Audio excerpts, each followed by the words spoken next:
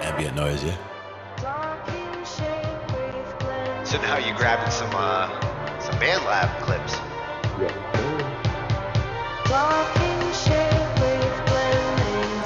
Now for me that would also be something where I would use like volume automation and like bring that from the bottom, like bring it in and then bring it back out. Kind of. And these are the kinds of sounds you can stretch.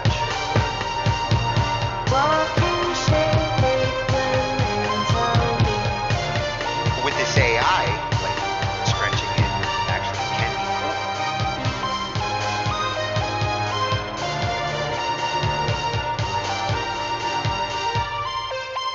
Oh, that was perfect for the interlude too. Ends it right in the right I spot. didn't even notice. 40.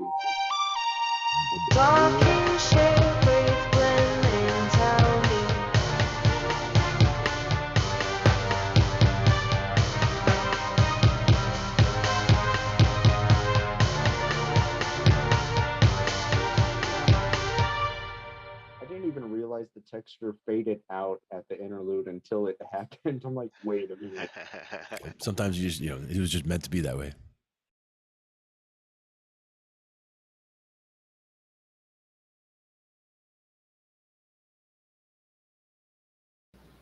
Well, hello? Well, I can't hear you, Tone, because you're muted. Hashtag unmute the tone. We're about to talk some IT. I was shushed. You were shushed. I said, Yes, you hello, were. my friend. It's good to see you again. Hello. And we got a special episode of Talking IT with Tone and Angie. I'm going to have to make a new Right. song. But it has to include you getting shushed. Oh, I get shushed all the time. So, you want to fill them in with what we're talking about tonight?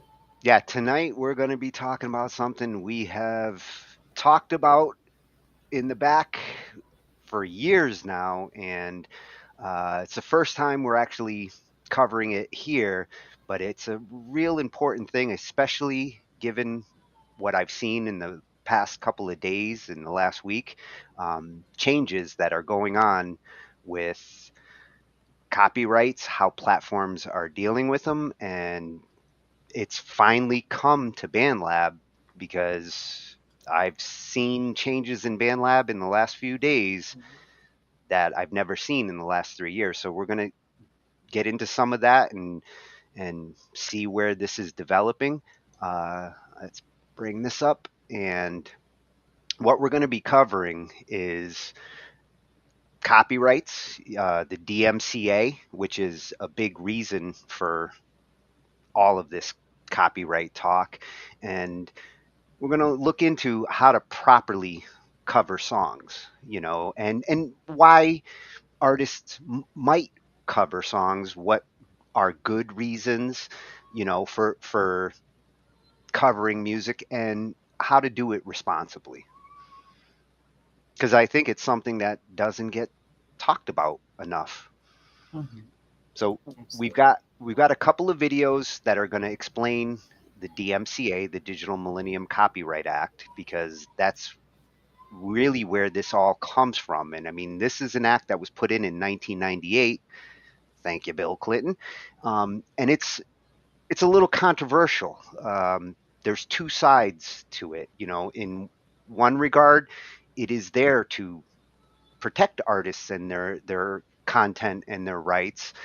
And on the flip side, a lot of the controversy comes from how it's handled, the approach, and it has taken 25 years for this to actually come into play. It was ignored for the first decade that it was out.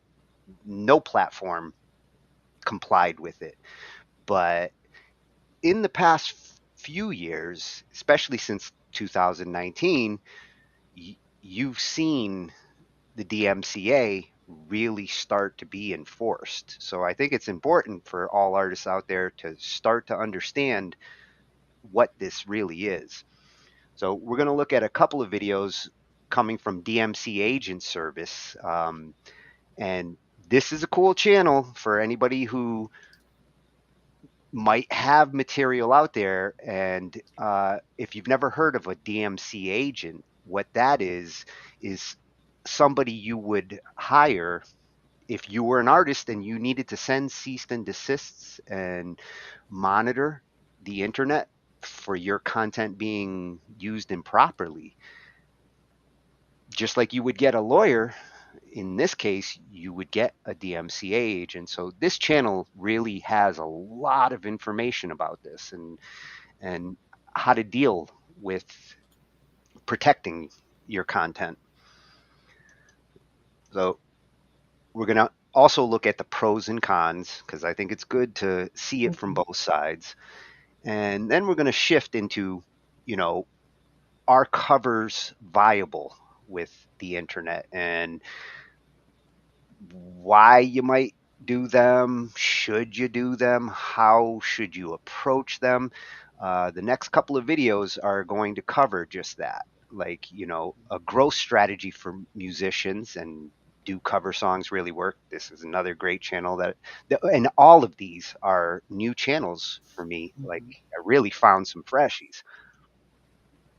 And this one's going to be fun just because, there are times where a cover sometimes becomes more famous than the original. And I'm sure we can all think of songs that we grew up with that Mhm. we come to find out later, like, wow, they didn't write that song. Aerosmith, Come Together. When I first heard it, I thought it was Aerosmith. Yeah, and it's funny, because doing a cover, we would kind of think of it as paying tribute because we enjoyed their song so much. We actually took that time to learn it, and practice it and grow and evolve. Those artists behind the guitars, behind the drums, behind those mics have taught us so much. So getting rid of, not getting rid of, but unable to do cover songs is definitely going to put a dent in a lot of growth with music. And paying homage is the one of the Yes, main reasons why I like doing them. It's I do the ones that I think are great songs and written by great artists. I like to learn what a great song really is because I think it helps when you're ready to go write one. absolutely. So here's another channel that I'm going to be going through all the videos. It comes from a real musical lawyer, top music attorney, and she's going to really explain like how to legally do a cover in 2023. It's fresh information too. Oh, that's awesome.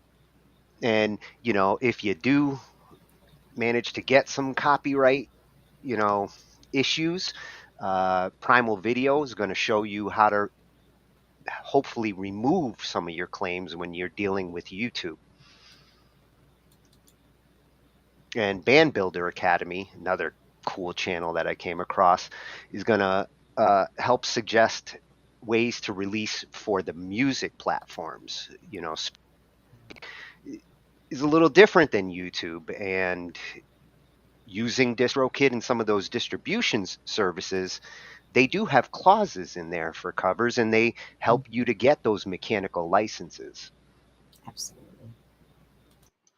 And the next couple are actually like copyright horror stories, experiences that some have had with dealing with all of this and how it affects their channels. So Spectre Sound Studio, I've been looking for an excuse to pull one of his. God, I've been watching him for years, and what's interesting with this one is he's coming at it as a Canadian, and what he's going to be talking about is actually how Canada deals with copyrights. It's a little different than the United States and some of the other countries. Because one thing about the DMCA is it's meant to encapsulate the whole world and copyrights, but unfortunately, uh, a lot of countries aren't even into it. In order for something like that to even work, it's going to take a little cooperation. Otherwise, you're going to have some countries who are not even, they're just going to ignore copyright. And I just want to put this out there: copyrights are there to protect the artist, not hurt the artist. Yes. However, when somebody does your track, if their cover of your song made more money than yours did, wouldn't you want to experience some royalties off of that? Well, And you not should. just you, but every single person that participated, each musician that partook in the making of. So, but like I said, it's there to protect, not hurt. Yes. And as we look into the DMCA and we look at those pros and cons, you'll see that theme where it was designed to protect the artists. It, how it gets implemented is what's going to matter. My biggest concern with some of the things that I've seen this week is that some songs and some artists, if they take zero tolerance policy, and they don't allow anybody to ever play their stuff, the Jimmy Buffett approach, some songs and artists will eventually disappear into obscurity, because if nobody ever plays your songs and they can only hear it from the originals, over time those songs disappear. Absolutely. And Metal Mastermind, he's going to give us a little Facebook horror story, and how this affected his channel. And if we have time at the end, I really dug this channel, and it's about the truth. And in this case, it's going to be about the truth on how record labels work, which ties Oh, into all of this. definitely. We've had a lot of these conversations over the last couple of years with copyrights and things of that sort. So I can't wait to learn more. Thanks for tuning in. If you're just tuning in, we're going to go ahead and talk some IT. If you have questions during the show that you'd like to ask Tony or I, go ahead.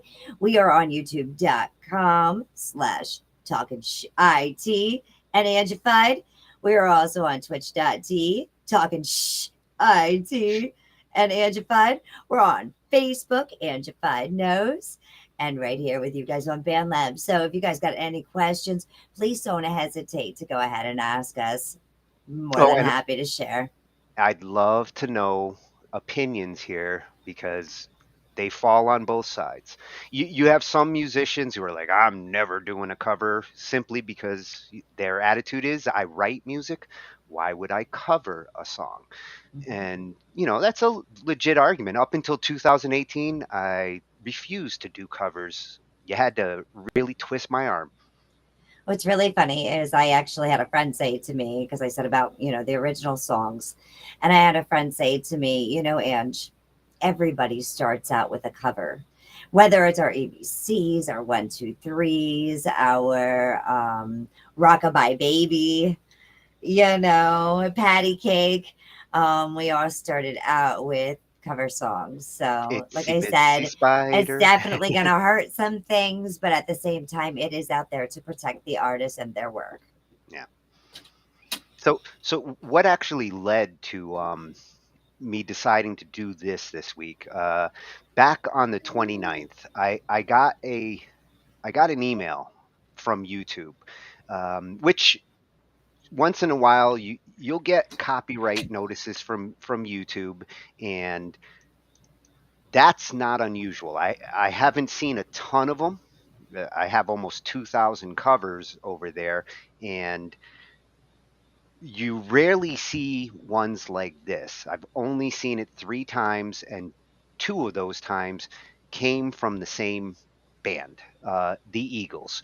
So I got this on the 29th, and it's for an Eagles song that had been on my YouTube channel for over 2 years. This song was in my library going back to 2020, and I just got a message on the 29th this week about it. It was taken down, and as you can see, I got a actual copyright strike for something that had already been in my channel for years. So retroactively, Yes. they gave me a copyright strike. So that concerns me a little, because how are we supposed to know when we do put something up which songs are going to cause something like this? Because, like I said, almost 2,000 songs, and this is one of 2 from the Eagles that just flat out, you cannot do these songs. Even though if I go search YouTube right now, I will find those songs on people's channels. So Yes. it's a little confusing how they handle things at YouTube. But what Mhm. really got me this week was the next day after this one, I got 3 from BandLab all at once on the 30th. And that's unusual, because I've never seen a copyright infringement, which is how they're approaching it, on BandLab. This is something new. So if any of you out there experience any of this, then I'd love to know. I'd love to hear, you know, your experience and for what songs you might have had. In my case, these three that came out, it actually covers four songs. And the first one was for Tracy Chapman, Fast Car. And the email itself, standard email saying, you know, due to the DMCA, this song is not allowed to be played. Um, they give me some information on how to file a counter notice if I feel that I'm in the right. Now, I could file a counter notice and claim the covers I put up, they are reproduced on my keyboard. There's no commercial tracks ever used. It's not for profit. It's for educational purposes, for people to practice songs and not have to strip down a studio recording just so that they can practice their voice or play guitar. So that first one, Tracy Chapman, I said, okay, that one got taken down. And then the second email that I got was a little more concerning for me because it wasn't formatted like the other two. It came directly from one of the BandLab support, and it was a lot more intimidating. None of the DMCA explanation, and this is my first warning. If you look in the middle there, uh, I didn't like this approach, and I don't like that they feel that they have to warn us because we have no way to know which songs are going to fall under this. There's almost 1,800 of my songs on BandLab in my library. This one has been in there for 3 years. So again, retroactively, they come at me now saying that this song's not allowed and I'm getting a warning. And if I don't take a look at their community guidelines, which have clearly changed, that they could terminate my account. So I'm not worried about it. But at the same time, if more songs start, if they start going through my library and saying this song no good, this song no good, with as many as I have, I'm likely to get strikes for music that I made on my own instrument and for nonprofit. So that's concerning. And And on YouTube, they only give the 3 strikes. So you got 3 strikes, they banish and vanquish your account. yeah, your account's done. So the third one that came in was for Alanis Morissette, You Ought to Know, and Whitesnake, Still of the Night. Wasn't surprised with Whitesnake. I've always known, just like the Eagles, some of the songwriters have kind of locked down the material because they weren't happy with the contracts that they got, and uh, they just want to shut down the song rather than let people even play them. So this one, like the first one from BandLab, standard explains that it's because of the DMCA, and these particular songs are now removed from my project list.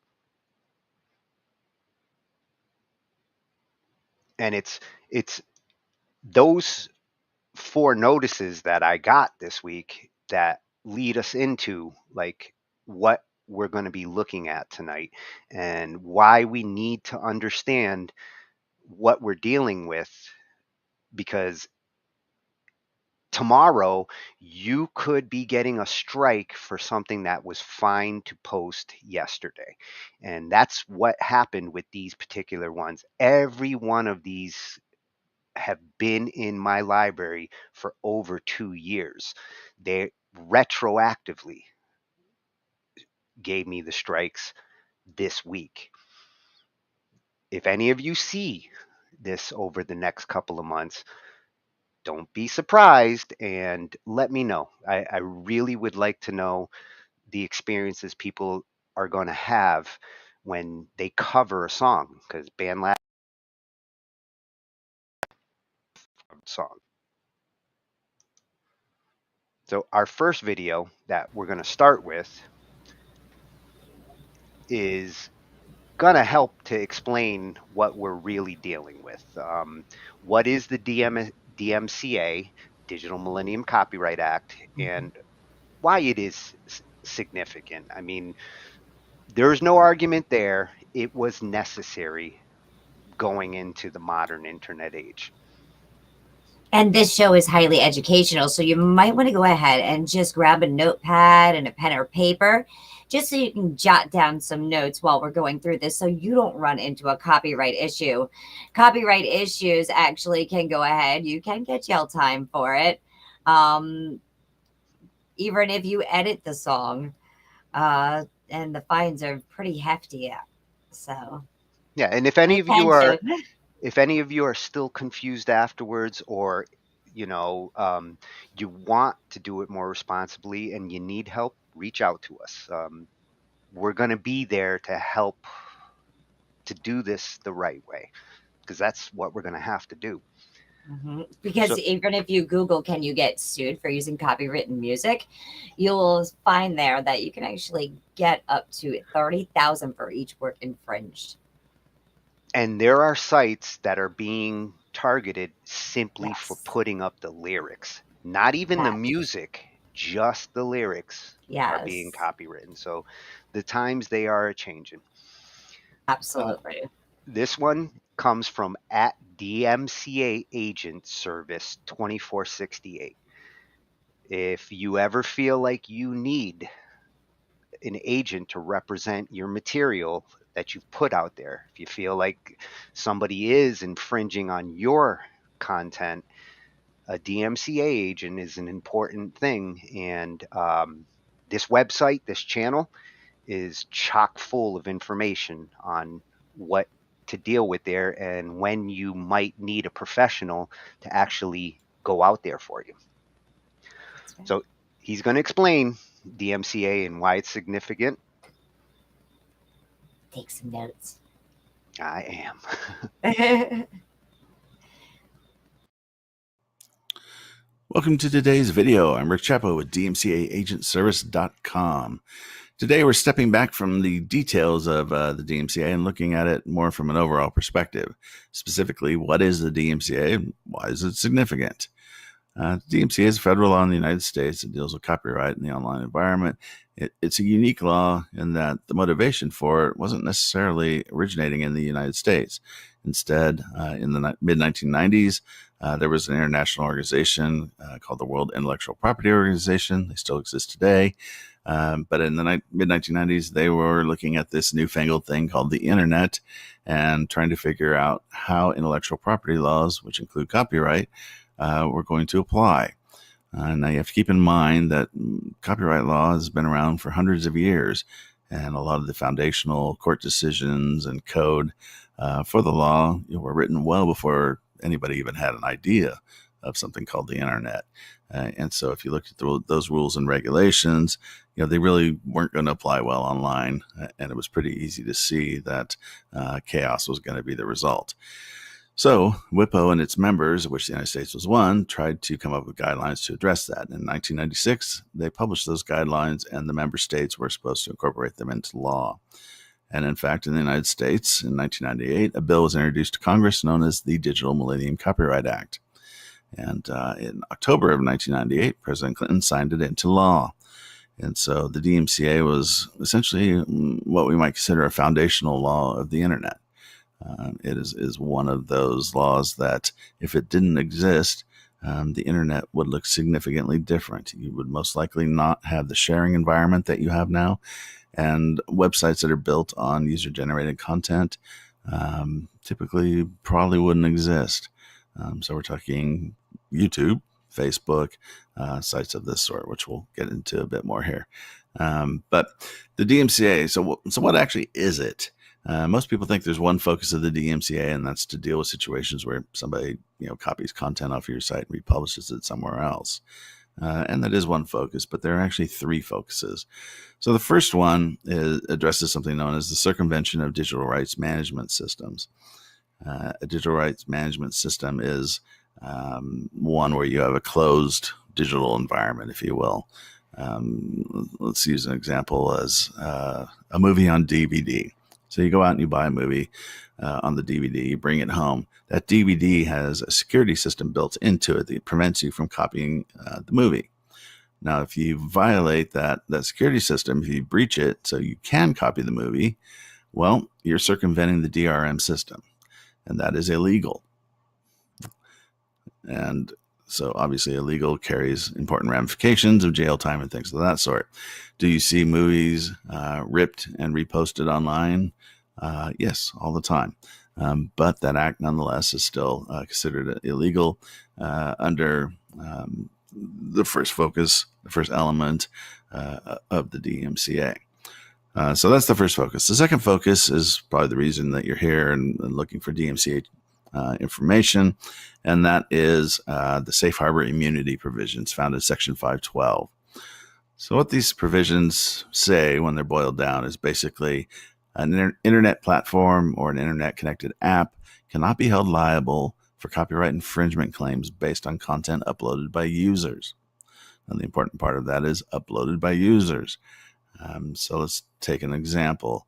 I create a new DMCA video for publication on YouTube, and for some reason I decide to upload a Rolling Stones song as the background music.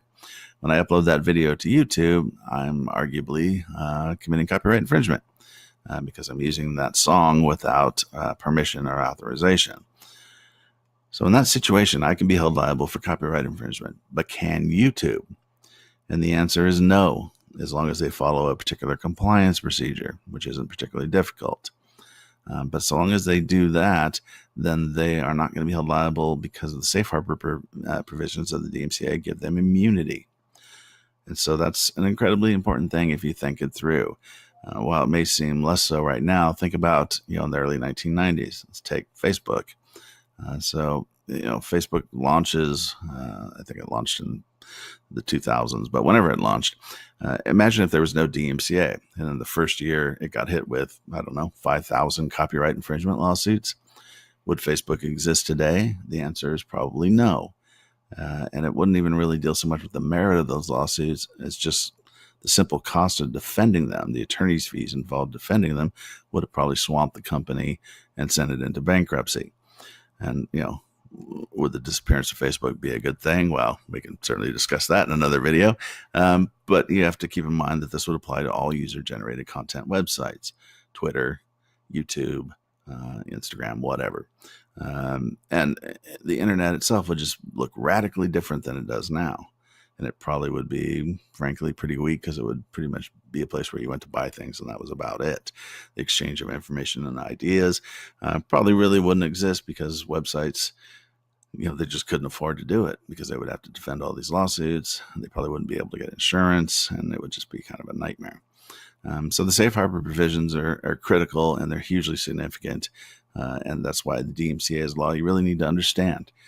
Because whether people are taking your content or you're allowing users to post to your website or your app, you need to understand how the process works. The third focus of the DMCA is something technical that won't apply to most people, but basically it just made it clear that webcasting would be included in the compulsory licensing laws. And what that means essentially is before the internet, if you're driving around and you're listening to the radio and they play a song, there are copyright rules that apply to that, and certain royalty rates have to be paid, things of that sort. So the third focus of the DMCA just says that if that's done online instead of with a terrestrial radio station, those rates still apply. So a site like Pandora, when they play a song, they have to pay a royalty rate to the publisher of that music. So again, probably something you're not really going to deal with, but it is a part of the law. So why is the DMCA significant? Well, it pretty much sets the standard for how copyright issues are going to be dealt with online. And with this newfangled internet thing that came around in the 1990s, there are a lot of critics, and there are some justified criticisms of the DMCA. But up to this point, nobody's really come up with a better option or a better solution. Maybe they will, but it doesn't really seem likely at this point, and there doesn't seem to be much motivation in the federal government to make any changes to the DMCA. So it's probably going to be around for another 20 or 30 years, at which time, maybe there'll be some small changes, but it just doesn't seem like there's much of a move to do anything different with it. So there you go. So that's it for today's subject. If you have any questions or comments, you can reach us at dmcaagentservice.com. Just use the contact form and we'll be happy to answer them. And please consider subscribing to our channel, as we'll be publishing DMCA videos frequently. Thanks.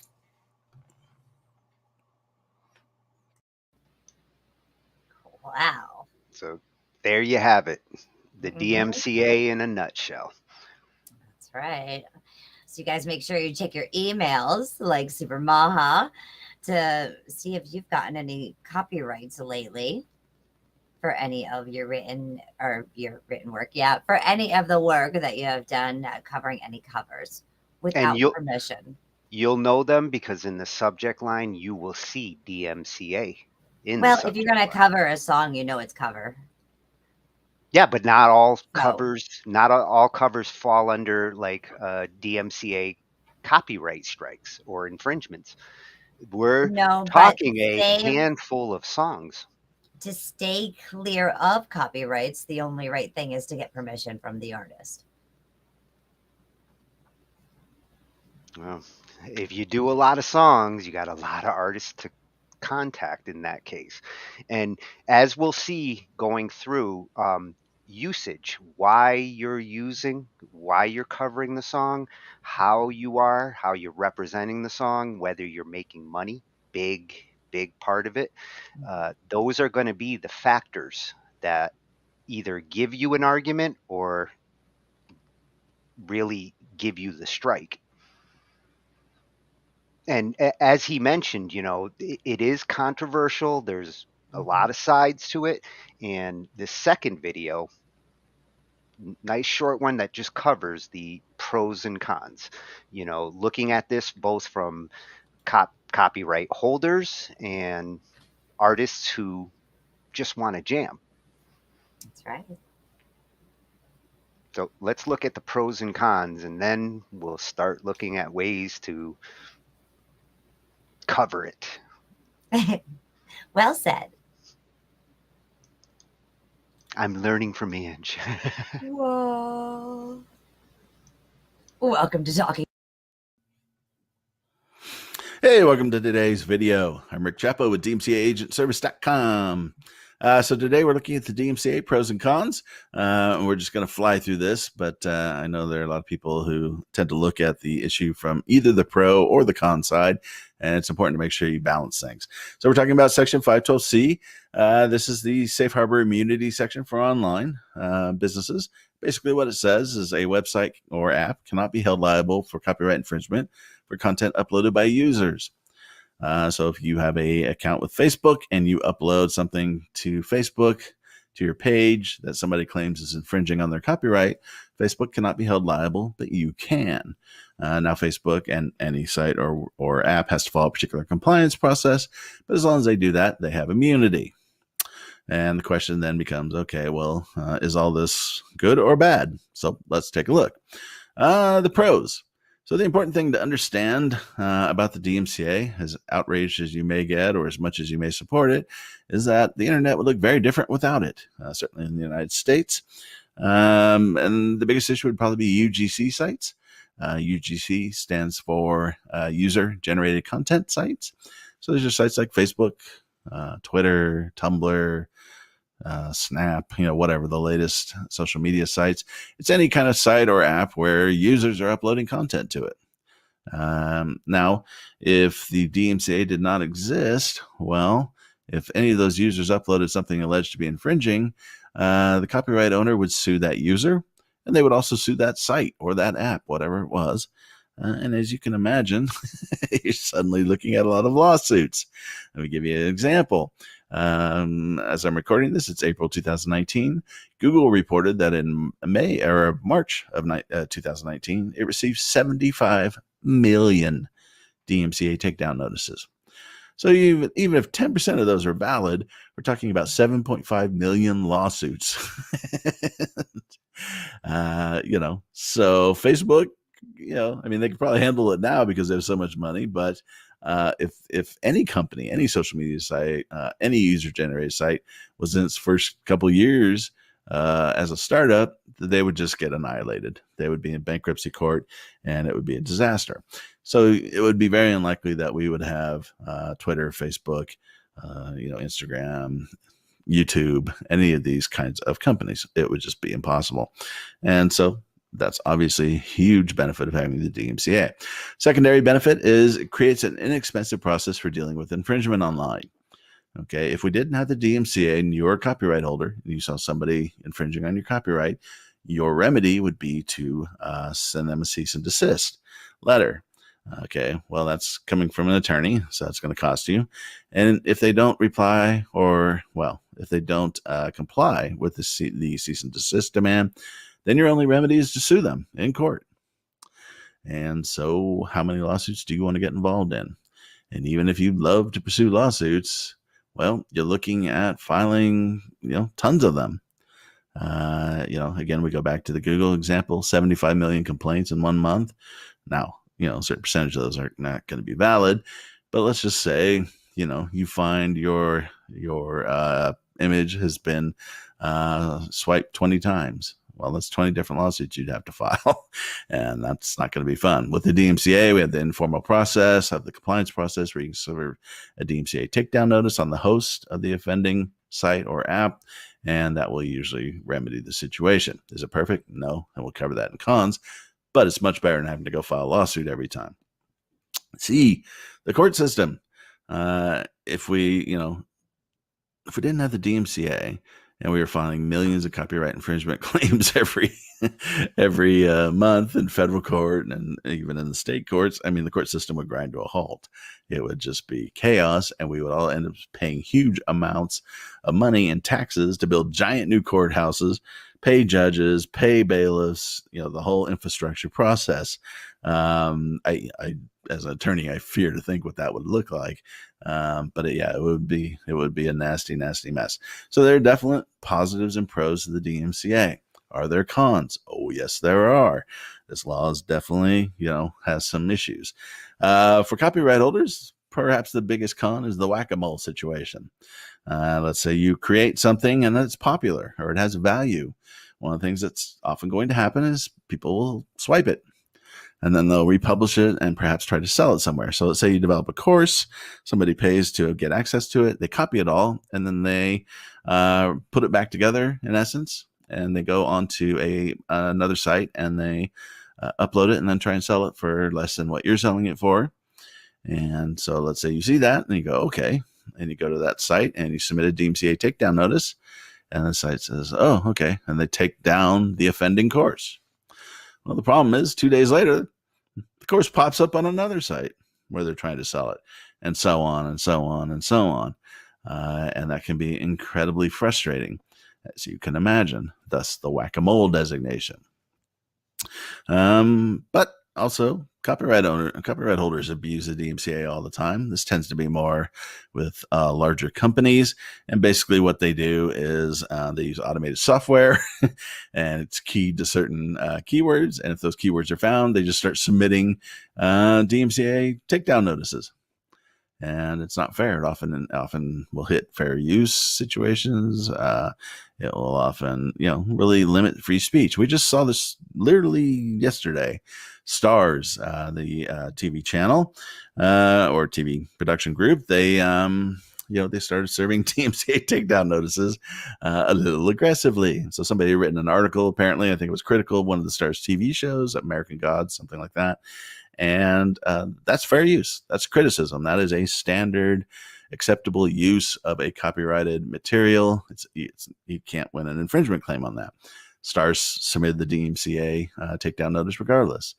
And then another company or another group, the Electronic Foundation, EFF, wrote an article about Stars abusing the DMCA, and Stars served a DMCA takedown notice on that article as well. And so, as you can imagine, that spread through social media, and Stars was taking a beating. And it appears somebody at Stars, woke up and realized what was going on, and so they've subsequently apologized to their credit. But this happens a lot, and so it's abused by copyright holders as well. So how does all this play out?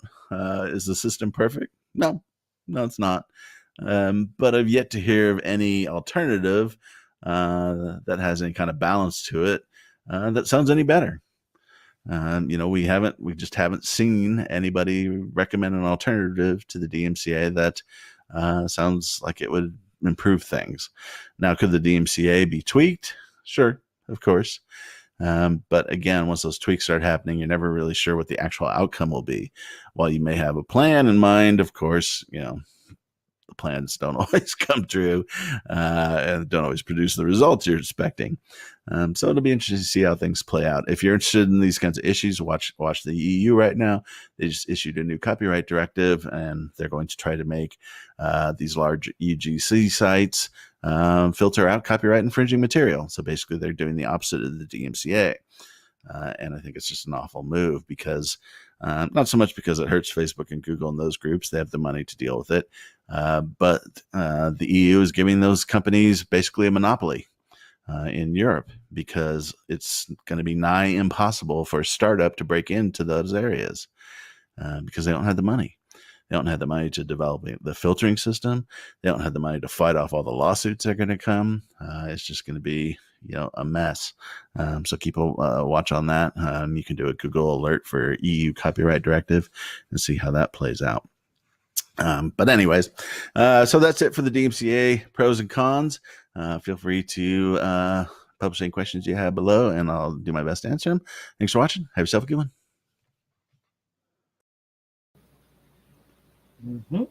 I like this dude. I feel like I'm listening to Jake Zeke the way he talks. Does it work? Well, sorta. Can it be fixed? Maybe. Yes. Well, now you know if you're finding out what's happening, what's going on. Whack-a-mole. Well, he brought up a couple of good points, like what's going on with the EU. Yes. The EU has taken a different approach with the internet than pretty much the rest of the world. In some cases, they think they're setting standards, but they might be doing it a little too aggressively or the wrong way. Like he suggested, if they take the filtering approach rather than the takedown approach, the filtering approach, there won't even be a choice to battle. You will just never see anything that some AI decides might be a potential copyright problem. And fair use, when it comes to a lot of this stuff, like he said, 75 million claims in 2020, even if 10% that's still 7.5 million legit copyright claims. And that's still a whole bunch that are people reviewing a movie or a show and using clips to talk about the content.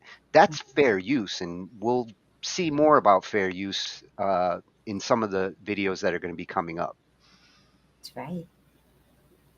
And his point on the thing I found the most interesting, the takedown approach, he put up both as a pro and a con because it kind of works both ways.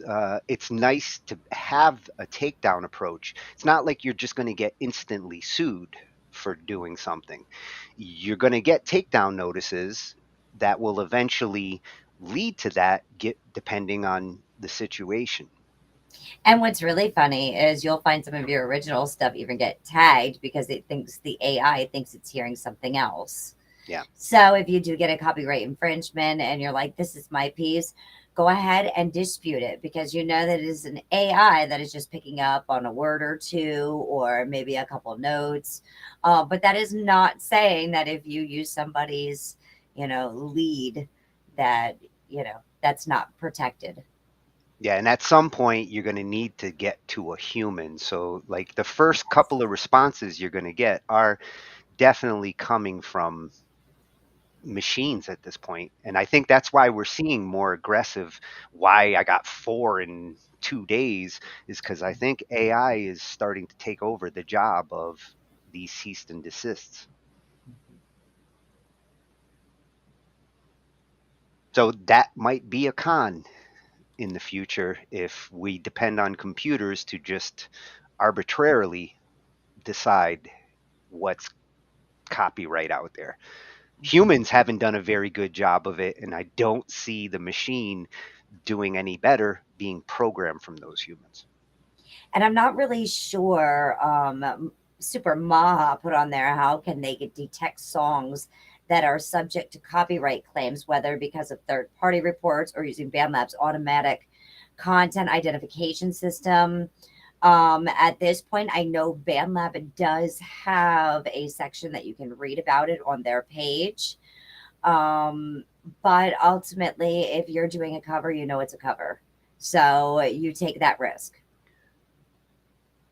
Yeah, hope it's not a cover by Right. the handful who are very aggressively having them taken down. So if you happen to be a website owner or you produce content and you want to be DMCA compliant, look into a DMCA agent and check out this channel on YouTube, DMCA Agent Service 2468. A lot of information and might help steer you Correct. into the proper DMCA compliancy is something that's important to address in your content. It's interesting that like the part of the DMCA that protects the platforms, you know, YouTube and Facebook technically are shielded from copyright lawsuits because it's users uploading the content. So as long as they are compliant and send those users when they get a message from a DMCA agent, Yes. as long as they're doing their thing, they're not the ones sweating it. It's coming down to us to deal with our individual strikes. They'll just kick you off after 3. That's right. So definitely check out that resource to understand where you're going with your content.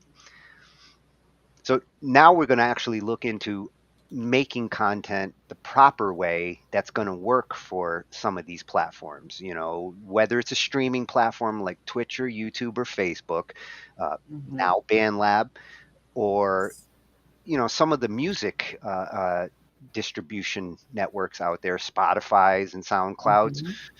They handle them differently. So some of the next videos that we're going to look at are how to approach doing cover songs so that you don't run into these problems on these platforms. Exactamungo. And, you know, Spotify. Oh, I think Tony just blooped. Well, there he is. Let's check it out. Yeah, it's at Andrew Southworth on YouTube. And use cover songs as a music marketing tool.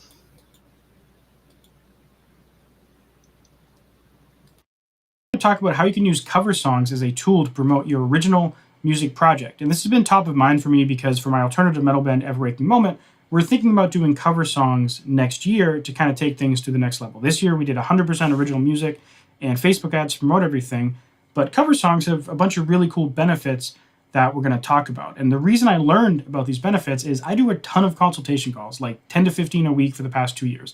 And because of that, I've gotten to see a bunch of artists releasing cover songs, whether it's like Christmas songs coming up or just covering one of the songs they love by one of their favorite bands.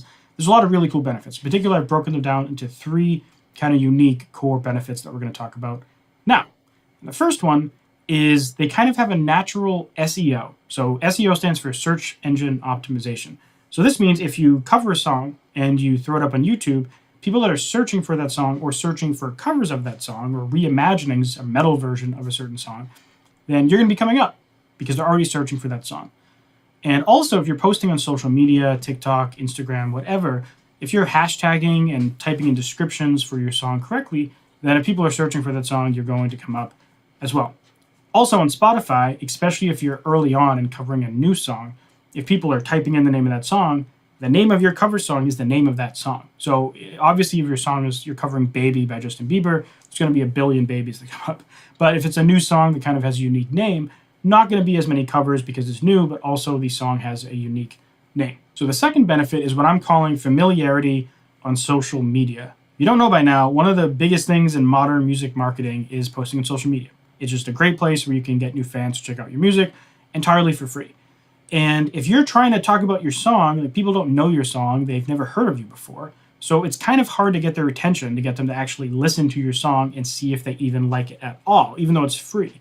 You have to construct a story, you have to do something interesting on camera, or have just a really amazing song or amazing video, right?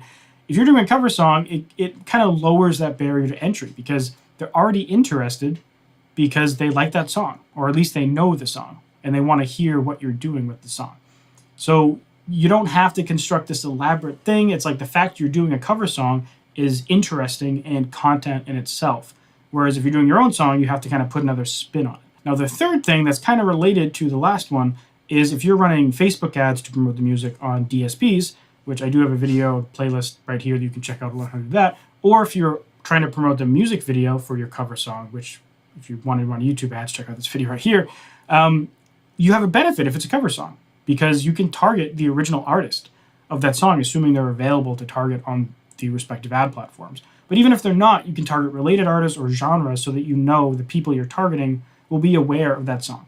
So if you're covering Smooth Criminal by Michael Jackson, everyone knows that song, right? And so like if you can target Michael Jackson, or even if you don't, it's like everyone still knows the song because it's such a just gigantic success of a song. And if you're running an ad campaign on it, then again, the same benefits with the reason before, it's easier to get people's attention with a song they already know. The same applies to your advertisements on whatever platform that you're doing them on. Now, for my band Ever Waking Moment, next year we're going to be doing a couple different types of covers. We're going to be doing just some regular covers where you just throw them up on YouTube and maybe do some social media stuff. And that's super easy. I've done that a ton, even on this channel back in the day. You can search my channel for a bunch of old like metal vocal covers that I used to do and guitar covers. You'll see those. There are some issues with that. Sometimes companies abuse the fair use thing and they pull songs that shouldn't be done. But in general, it's very simple. Just upload it and don't worry about it. But we're also going to be trying to do some songs, if we can agree on what songs to do, that we actually upload to places like Spotify, Apple Music, and all the DSPs. And that gets a little more complicated because you have to make sure that you're paying the rights holders for the songs, whoever owns the song. And so what I'm going to do is I'm going to show you how to do that. So I'm going to share my screen here, and I have my DistroKid account open. And by the way, DistroKid is sponsoring this video on cover songs, so I'm going to be showing you how to do it in DistroKid, and they're the distributor I use anyways. I don't know how to do it in any other distributors. But yeah, they make it super easy. All you have to do, for the most part, is pretend you're uploading a regular song. So if I go in and choose Upload Music, you fill in your artist name, you choose all your profiles, you upload your artwork, choose your genres, give the song name, upload the song. But then down here, there's this songwriter section. I'll zoom in a little bit to make it easier to see. So you didn't write this song. Now, one thing I want to point out is if the song you're doing is in the public domain, like a Beethoven thing or whatever, or an really old Christmas song as well, that'll probably fall into this category, then you choose that you wrote it because you don't have to pay licensing on a public domain song. But if it's like, you're covering a Linkin Park song or a Justin Bieber song or Michael Jackson song, you want to choose another artist wrote it. It's a cover song. When you do this, you can see the rules of doing cover songs. And these aren't necessarily DistroKid's rules. They're just rules based on the law in the United States. And so you can't, for example, upload a song from a movie, video game, or TV show unless it's been released separately from the soundtrack for that movie, TV show, or video game. It essentially has to be a song that you can find on a streaming service or download service by like an artist, a regular song, not like something that's synced to another thing. Also, you can't use sounds from the original song. So that would be considered sampling or even remixing. So, a cover song is when you actually essentially go and re-record or reproduce the song. You're not using any assets from the original song. So that's important. And what DistroKid is doing is they're going to the Harry Fox agency, which, as far as I know, is the only mechanical license cover licensing company in the United States. and they're securing that license for you. And every time your song makes money, your cover song makes money, they are paying the songwriters whatever the legally mandated amount of money is. DistroKid charges $12 per year per song, per cover song. But essentially what that gets you is you not having to deal with any of it. So you don't have to go to Harry Fox. You don't have to make sure those licenses are good and worry about what the laws are. You just pay DistroKid $12 a year for that song, give them the information, you verify it doesn't have samples, and basically they say, it takes up to 14 days to get the license, and then you just don't have to worry about it. They pay the people, they pay for the license, and it's ongoing. And if you're not using DistroKid, I do have a 7% off coupon to get 7% off your first year. I've been using them since I started releasing music, and I've really loved the service. I still pay for it myself, even though they sponsored this video. I pay for my own DistroKid account, and I wouldn't do that if I didn't actually like the service. So, yeah. So, by the way, one interesting thing, DistroKid doesn't take any money from the money you generate from your cover song, but they have to pay the songwriters 9.1 cents per US sale. And from what I could tell streaming, it's like 10 to 14% is what they take. So if you make $100 on Spotify, then DistroKid is going to have to pay the original songwriters $12 or so. So you'll make $88 from Spotify. So it's a little different for downloads versus streaming. Streaming is a lot more complicated, but that's how the money side of things works. Now, if you get your cover song out, because as you can see, it's pretty easy. If you want to know how to promote your cover song now, I have a playlist right here you can check to learn all about how to use Facebook ads to promote your music on streaming services like Spotify, Apple Music, etc. And if you prefer a more organized course that's video-based, gets updated regularly, has my country list, placement, targeting, and community where you can ask questions, I have that guy right here. Anyways, thanks for watching, and I'll see you in the next video. Bye. And that was at Andrew Southworth over on YouTube, helping you get more fans. Spotify growth, digital ads, social media, release strategies, a lot of useful stuff there. Yes. He brought up a lot of great information about originals, about doing covers. DistroKid, there was a lot of great information there to kind of, make sure that your stuff is not going to get stricken from usage. Stricken. Ooh. Stricken from usage. That's a serious word. Yeah, I like seeing the DistroKid submission process, because I haven't used it myself, so it's nice to actually see how they're handling it. And yes. it's what you've been saying all along. Those mechanical licenses, they deal with that for you. So when you are doing a cover that you actually want to put on a Spotify, they do a lot of the heavy lifting there, and you don't have to go contacting every artist in order to perform one of their songs and possibly put on an album that you sell. That's right.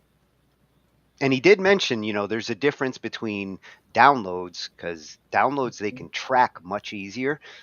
So if you did make $100, they know what you made, they know what they have to pay for the mechanical license. Mm-hmm. And it's per usage in those cases. Yes. The streaming side, I'm sure, is going to be more complicated because it's hard to monitor when it's used in a stream. It's clearly going on. We've seen streams where you get muted. Jason's experiencing that on Twitch sometimes. So clearly they got an algorithm that's watching the streams and trying to compensate in that way. So that's coming. Absolutely. A lot of good information there. Make sure to check that guy out. At Andrew Southworth. So this one, I found this one because I was asking the same question she ended up giving the answer to, which is, do cover songs really work for artists? Should you even bother doing covers to make a name for yourself out there on the internet? Because there's a lot of debate there. And again, it goes back to the artists who are like, oh, I don't want to do covers because I write songs, versus exposure, getting people to your channel so they can hear your originals. And she's going to go into, why you might want to consider doing covers to develop your YouTube growth strategy. Mm-hmm. Can't wait. And this one comes from Catherine Forbes, at Catherine Forbes on YouTube. Oh, she's coming out of Nashville too. Love them country musicians. So Hopefully, speaking of country musicians and down the East Coast, definitely sending lots of love for everyone that's been affected by that hurricane. yeah. Fortunately, it moved fast and looks like it's on its way out. But stay safe. Yes. So, YouTube growth strategy for musicians.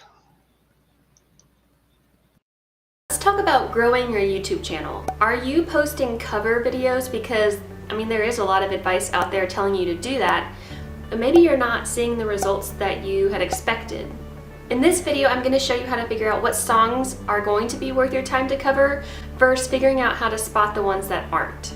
Welcome to my channel. I'm Catherine Forbes, a Squarespace website designer for musicians, obsessed with helping others make an impact online through music. So if that's what you're trying to do, hit the subscribe button below, hit the bell, and let's dive in. 2020 has been a hard year for musicians, and really the music business as a whole. It's totally changed the way that we consume and share music. And because of that, I've been doing a lot of research to better help you pivot so that you can continue growing and sharing with your audience online. I'm going to share my screen with you and pull back the curtain on what it really means to share cover videos on YouTube and answer the question for you of, does it really help you grow your fan base? I've got a couple tabs pulled up here to give you some examples of why these cover song videos aren't necessarily working the way you thought or you expected. So first I have Taylor Swift pulled up here, and for her specific Cardigan song, the new song, at least new as the time I'm recording this. So you might think, I'm gonna jump on the bandwagon and record a cover of this new popular song, and I will get all the search results from that because people are searching for this song, which yes, makes sense, but let me show you why that might not necessarily work for you. When I type in Taylor Swift Cardigan cover, which is most likely what you are going to name that video, because as you can see, that's what everybody else is naming their video. You can see I've got a couple plugins installed here. One is called vidIQ and the other is TubeBuddy, which I will show you here and link to in the description if you want to download these as well. But it allows me to see just at a glance how many subscribers the channels of these videos have, and then we're also going to look into the keyword itself. So you can see here, if you are going to do a Taylor Swift Cardigan cover video, these are the results that you're going to be competing with. You can see the top one has 622,000 subscribers on her channel. So if you are thinking about this as a way to grow on YouTube, this is not the best strategy because you're putting yourself into competition with people who already have really established channels. The next one, 276,000 subscribers. Then we have the real Taylor Swift video.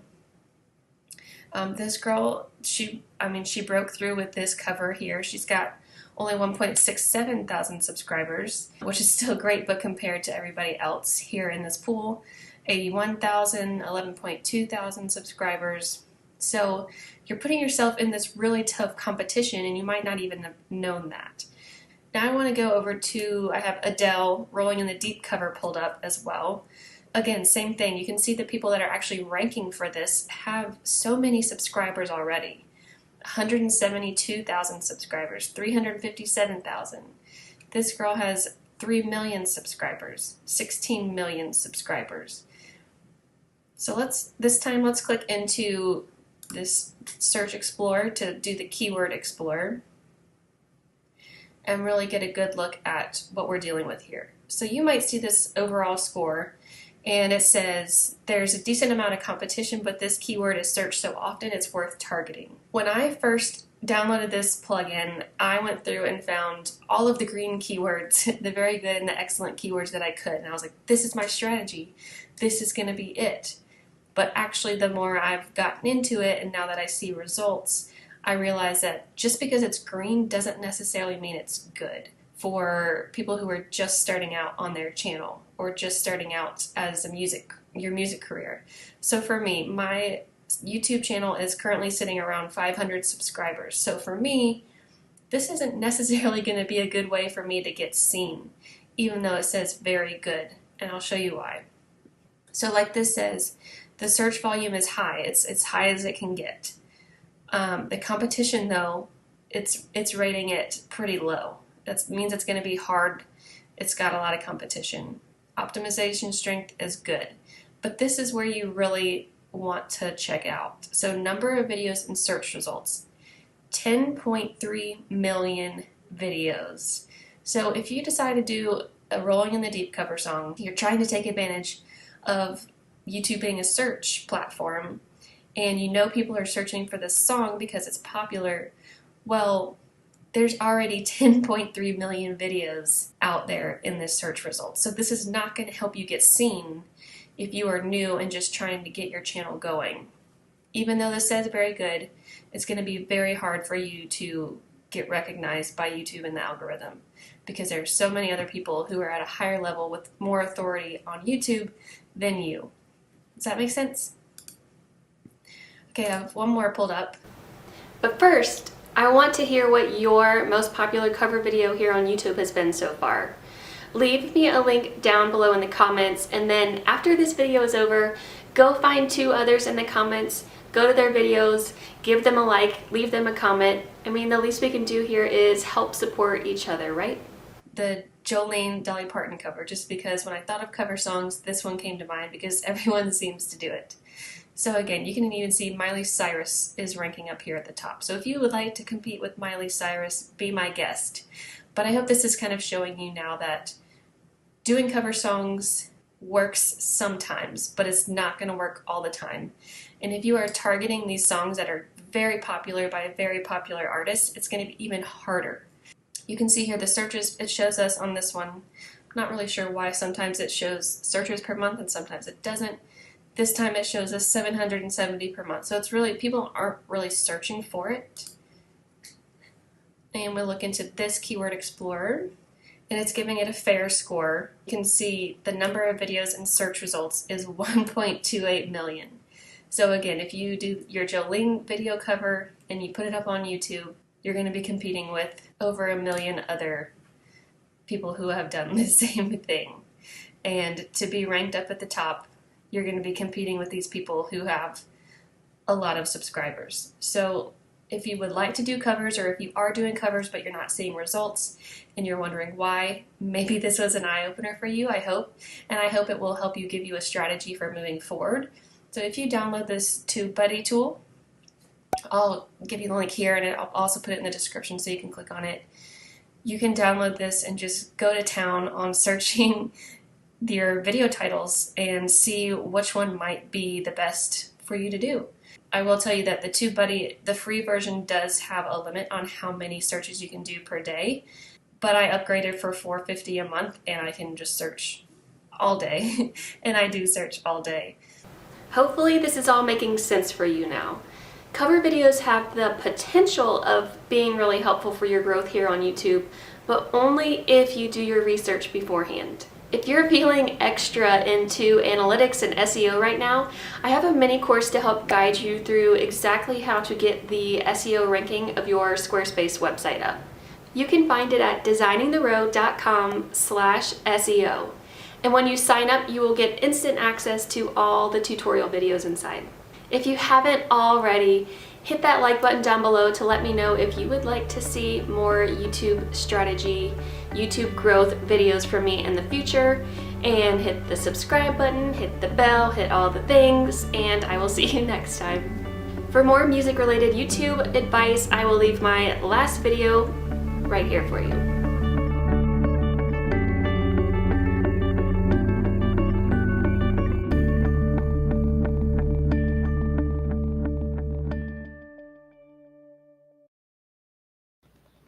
Leave it there, sister.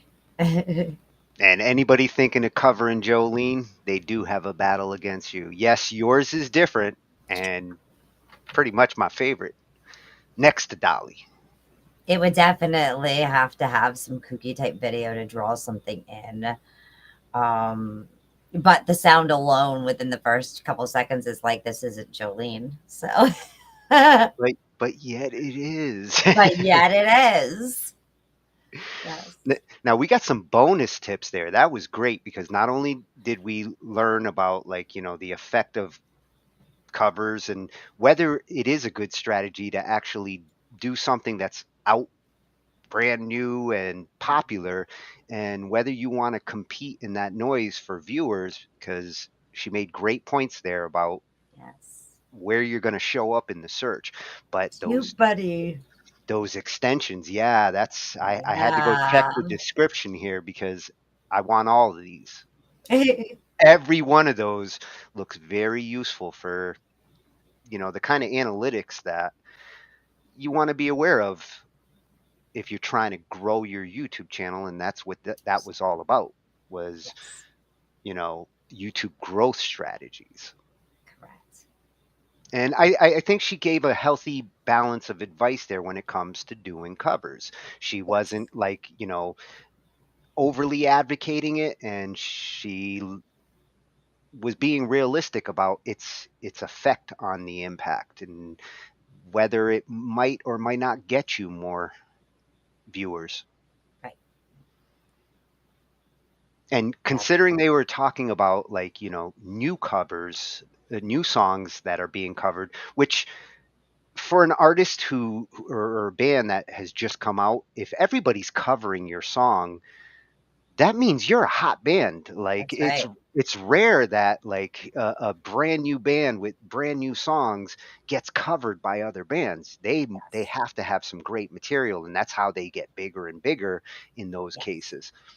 But I've always been under the impression that when it comes to great covers that become the big hits, because you've seen that over music time, where sometimes the original came out at the wrong time, the world wasn't ready for that sound, and then later somebody covered it and all of a sudden it's a monster hit.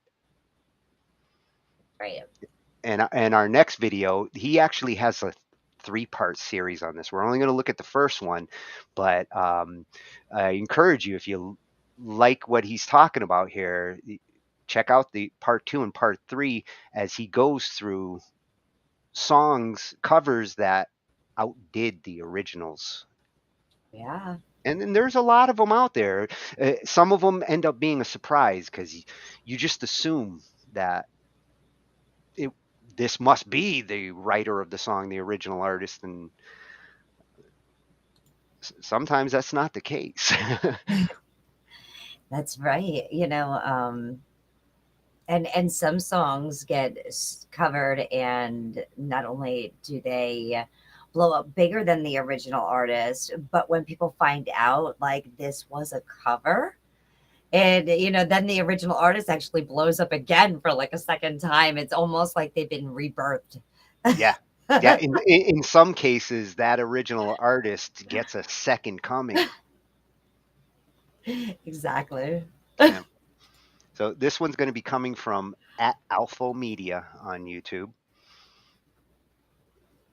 and he's going to talk about when the cover overshadows the original song. This is actually part 1 of, I think he's going to keep going because there's so many, but he's got 3 so far. Let's check it. Is the definitive version of this song? Is it the original by 9 Inch Nails? Or is it Johnny Cash's cover that cemented these words into the music history books forever? I will make you hurt. Let's dive into the classic debate of covers versus the originals. This is a wide-ranging topic going from lawsuits to deranged business practices to guys with acoustic guitars playing rap songs and sucking the life out of them. In this video, we will be discussing some of the best, worst, or just random interesting examples of one musician making a song and then somebody else making that same song, but different. I Will Always Love You is a country ballad written and originally recorded by Dolly Parton in 1973. This sentimental song was written as a farewell to her mentor and duet partner Porter Wagoner, and it tells the story of a relationship that has come to an end, even as the love remains. The song was a hit for Parton, reaching #1 on the country charts, but it wasn't until Whitney Houston's cover of the song in 1992 that it became a worldwide phenomenon. When The Voice gave this track a try, it was featured in her film The Bodyguard, and it became one of the best-selling singles of all time. It's widely regarded as one of the greatest vocal performances in music history. Musically, the differences between Parton's original and Houston's cover are stark. Dolly's version is a simple, acoustic, country-twanged walk through memory lane, with much of the focus placed on the lyrics and the storytelling behind them. Whitney's version, however, is a bombastic, soaring power ballad, with a grand orchestral arrangement and that all-time vocal performance taking center stage. Houston's version also features a key change, along with a memorable a cappella section, which adds to the drama and emotional impact of the song. While Parton's original version is a beautiful and heartfelt tribute to a loved one that more people should know about, Houston's cover takes the song to new heights, becoming an anthem of love and resilience that continues to resonate with audiences today.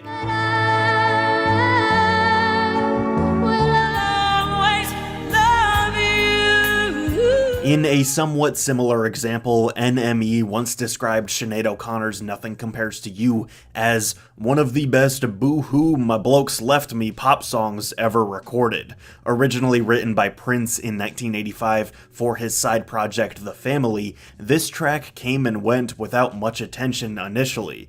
It was basically thought of as filler on an album that didn't find much success anyway. Still, it's ridiculously high quality, methodical, soulful filler that caught the eye of this Irish singer-songwriter who recorded her take on it years later in 1990. O'Connor's cover, known for its intense vulnerability, would soon go #1 on the Billboard Hot 100. The teary-eyed music video became an iconic image of 90s pop culture, and yet her cover becoming a hit helped convince Prince to start performing his version live on tour as time went on. It wasn't until 2018 that a posthumous single and music video of Prince performing Nothing Compares to You would finally be released to the public to universal acclaim.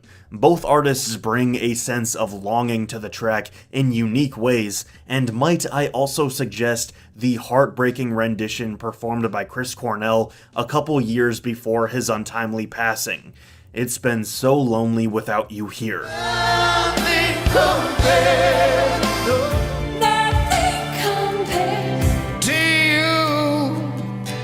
Originally sung by blues legend Otis Redding, Nothing will make you realize the impact of Aretha Franklin's cover of Respect like listening to that original. Aretha and her sisters rewrote the lyrics, nixing all the times Otis contemptuously called his partner little girl, and even adding the iconic RESPECT breakdown that no doubt ran through your head the second the word was uttered. They took a song about chastising women for not being respectful, a euphemism in the original, and said, "You first." The most ironic aspect of Otis's version is its emphasis on money, of course making this relationship very transactional, yes, but it's worth noting that Otis complains of giving you all my money at a time where women were still facing barriers to open a bank account without her husband's permission. What you want, whether you got it, what you P.S. This video does not have a sponsor, but I wanted to share that I've been streaming on Twitch, and it's been a lot of fun. Listening and talking about music, doing interviews with cool people, and playing a weekly game of music trivia. Twitch.tv/alphamedia. Come hang out sometime. Okay, bye. One cover that sort of represents a cultural shift for me is Childish Gambino doing Tamia's So Into You on Triple J's Like a version. In my non-expert opinion, the 2010s saw a huge wave of covers with the rise of social media, mass production of content, and musicians needing to further cement themselves in the public eye, whether on radio stations with large YouTube presences like Triple J or the BBC One Live Lounge, or even something as specific as singers doing vocal impressions on Jimmy Fallon. The cover has become somewhat of a tool for internet virality at large. Gambino's rendition of So Into You is, for me, the prime example of this. Donald Glover's music career was still somewhat defined as that corny, nerdy rapper that made camp and Freaks and Geeks, and he was not the virtuoso, smooth sex symbol and next-level genius that people think of him as today. Childish Gambino doing this rich, sultry throwback of Tamia's 1998 R&B classic was perfect in so many ways. His vocals are on point, the snapping adds an intimate touch, the woman on the keys is absolutely killing it, and by the time everything comes together at the end with the drums and bass, it's a delicious, inviting anthem that just feels good. There are currently 41 million views on this thing. Try and tell me this wasn't a pivotal moment in his career that helped beautifully transition him from, ooh, because the internet, he's got some good ideas, to, oh my god, Awaken My Love and Atlanta? This guy's a genius. I'm not saying that Childish Gambino covering an R&B song from the 90s for some Australian radio show was the catalyst that helped him become who he is today, but I'm not saying that either.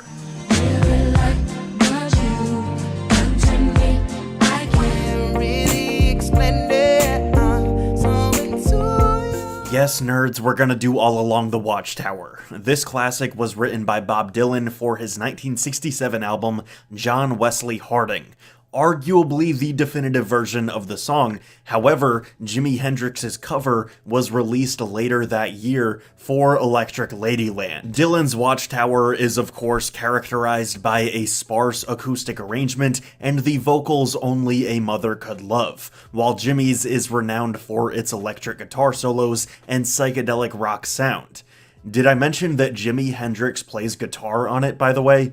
That's a pretty big plus. Both versions of the song had significant cultural impact. Dylan's was popular amongst the counterculture movements of the late 60s, with its lyrics about societal turmoil and political unrest, and Hendrix's version is more of just a banger, for lack of a better word. It's a legendary piece of the classic rock pantheon that will never be forgotten. Unsurprisingly, Bob Dylan was a fan of Jimmy's version and essentially started playing it in the style of Hendrix after his untimely death. He once said, "Strange how when I sing it, I always feel like it's a tribute to him in some kind of way." There must be some way out of here. I wasn't prepared for what I saw. It wasn't my song anymore. These are the words of Nine Inch Nails frontman Trent Reznor after hearing Johnny Cash's cover of his song Hurt. Hurt was written at a time where Trent was struggling with his newfound fame when he penned the anthem of suffering and regret, and Reznor's version is definitely representative of that, with the eerie, hollow, atmospheric sound and droning guitar strums. Reznor sounds like he's going to break at any moment and then unleashes all his emotion in the chorus.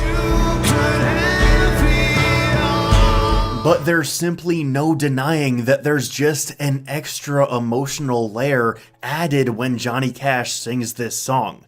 Rick Rubin approached the aging Man in Black after a show when a young Rubin convinced Cash, who was on the verge of retirement, to join his record label at the time, American Recordings. Rubin promised Cash he'd let him sing whatever he wanted, and the rest was history. Rick Rubin himself said it best. When you're 20 years old talking about regret, it's heartbreaking, but it's heartbreaking in a different way because you have your whole life to figure it out. When you're looking back at your life, at the end of your life with regret, it's brutal. It's brutal. My empire of dirt. Hurt ended up being Johnny Cash's biggest hit in 30 years, and though he departed this world soon after, he left us with an enduring legacy and an incomparable body of work. So in all these examples, whether the cover overshadows the original or not, it shows how music is just as much about the person making it and their own history. Stories are oftentimes made infinitely better by whoever might be telling them on a given day. We could make a bunch more videos going over this same topic, so comment down below if there's a certain example you'd like to hear us discuss. Thanks. Thank you for watching that video. If you want to support the channel, feel free to like, comment, and subscribe. You can follow me on social media at RenshawHS. You can support me on my Twitch stream at twitch.tv/alphamedia or on Patreon. And thank you again. I'll see you soon.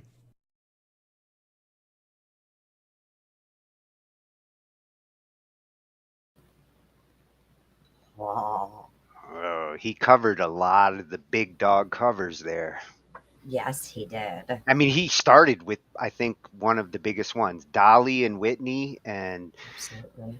the observation he made there of the stark differences between the way Whitney did it. You know, it goes to how you're always suggesting change up your cover, use the cover as a opportunity to show your strengths, like Whitney showed the singer she was, to a gentle Dolly song. Well, what she did was she took the lyrics and she put herself into, because that was made, you know, she did that with a movie for the soundtrack, but she had to put herself into that role. And so she had to become as intimate with that cover and those lyrics as she could possibly be to deliver them that way. And And at that, so I think, like, if you're going to do a cover of an original song, that's kind of the impact that you want to make. yeah, at that time, she was proving herself as the diva singer. I mean, she was the beginning of the modern diva Yes. singers. She was proving it at that time, and she needed that kind of moment. No pun intended. Yeah. And you know, of all those songs, I knew they were all covers except for Respect. That one Yeah, was new. Respect got me too. I had no idea that that was actually done by Otis, and that goes to show you, Otis way before my time. Even Aretha technically was. I was born a little bit later, but you know, you still hear music from the last decade as you're growing up, but you don't necessarily hear 2, 3 decades before unless your parents are playing it. What I found interesting about the Respect one is that it was originally Little Girl, and it was actually like putting down women, and the twist that Aretha put on it literally like made a stand to show respect to women. So I love that twist and where the original song came from, the origin of it in story, and how when she did it as a cover, she definitely made it her own and made it a pretty much a retort back to the original. Yeah. Yeah, like Roxanne, and then Roxanne's Revenge in the Yeah. 80s. And you know, that goes to show that you can cover a song and evolve it to a whole new level. Bob Dylan started playing his song like Jimmy after Jimmy died. That blew my mind. Mm-hmm. Absolutely. Hey, when the original artist says, okay, the song's yours now, then you really covered it good. Yes. Dolly is definitely she is just amazing. Yeah. And all of the teachings that she does, she's you have to say she is a sweetheart. She is like America's sweetheart. And there's so many songs of hers that can be reinterpreted and grown from. Everybody should try covering a Dolly song sometime in their music life. And even if it's a song like, um, you just can't get her because she's got such a beautiful twang. Really pay attention to the lyrics because the strategy in songwriting was much different, more it was more, I guess, personal. So pay attention to the song lyrics and twists that you will find through Dolly's song collections. And you will find Would some Dolly. you believe? Would you believe? Even though that song is not copywritten, Tony, I cannot upload that to TikTok because it says that it is copywritten, and it gives like four. I have no idea different songs thanks to AI. That it's saying that it resembles. Oh, geez, if they start going into songs that resemble, we're in real trouble. It's one thing to recognize Gotta dispute it. every song resembles another song because it's impossible to actually write a new chord progression. Hmm. They have all been done and tried somewheres. Yes, All we can do is do them our way. that's right. What do you say? Be you, be heard, be original. Take Wow. those 7 notes and all those chords and find you in them. Make it your playground. Hey, we get to play. No So that was throwing that sand. that was at Alpha Media over on YouTube. Harrison likes to make videos, and he discusses indie music, hip hop, and I'm sure a lot more.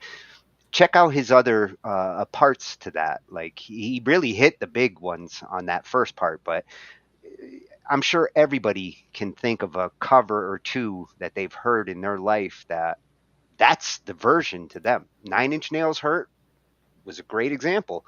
Some people didn't ever even know Cash's version. So now we're going to shift over to some of the legal side and approach and get some advice from some of the legal music advisors out there on YouTube, which I think is an awesome resource.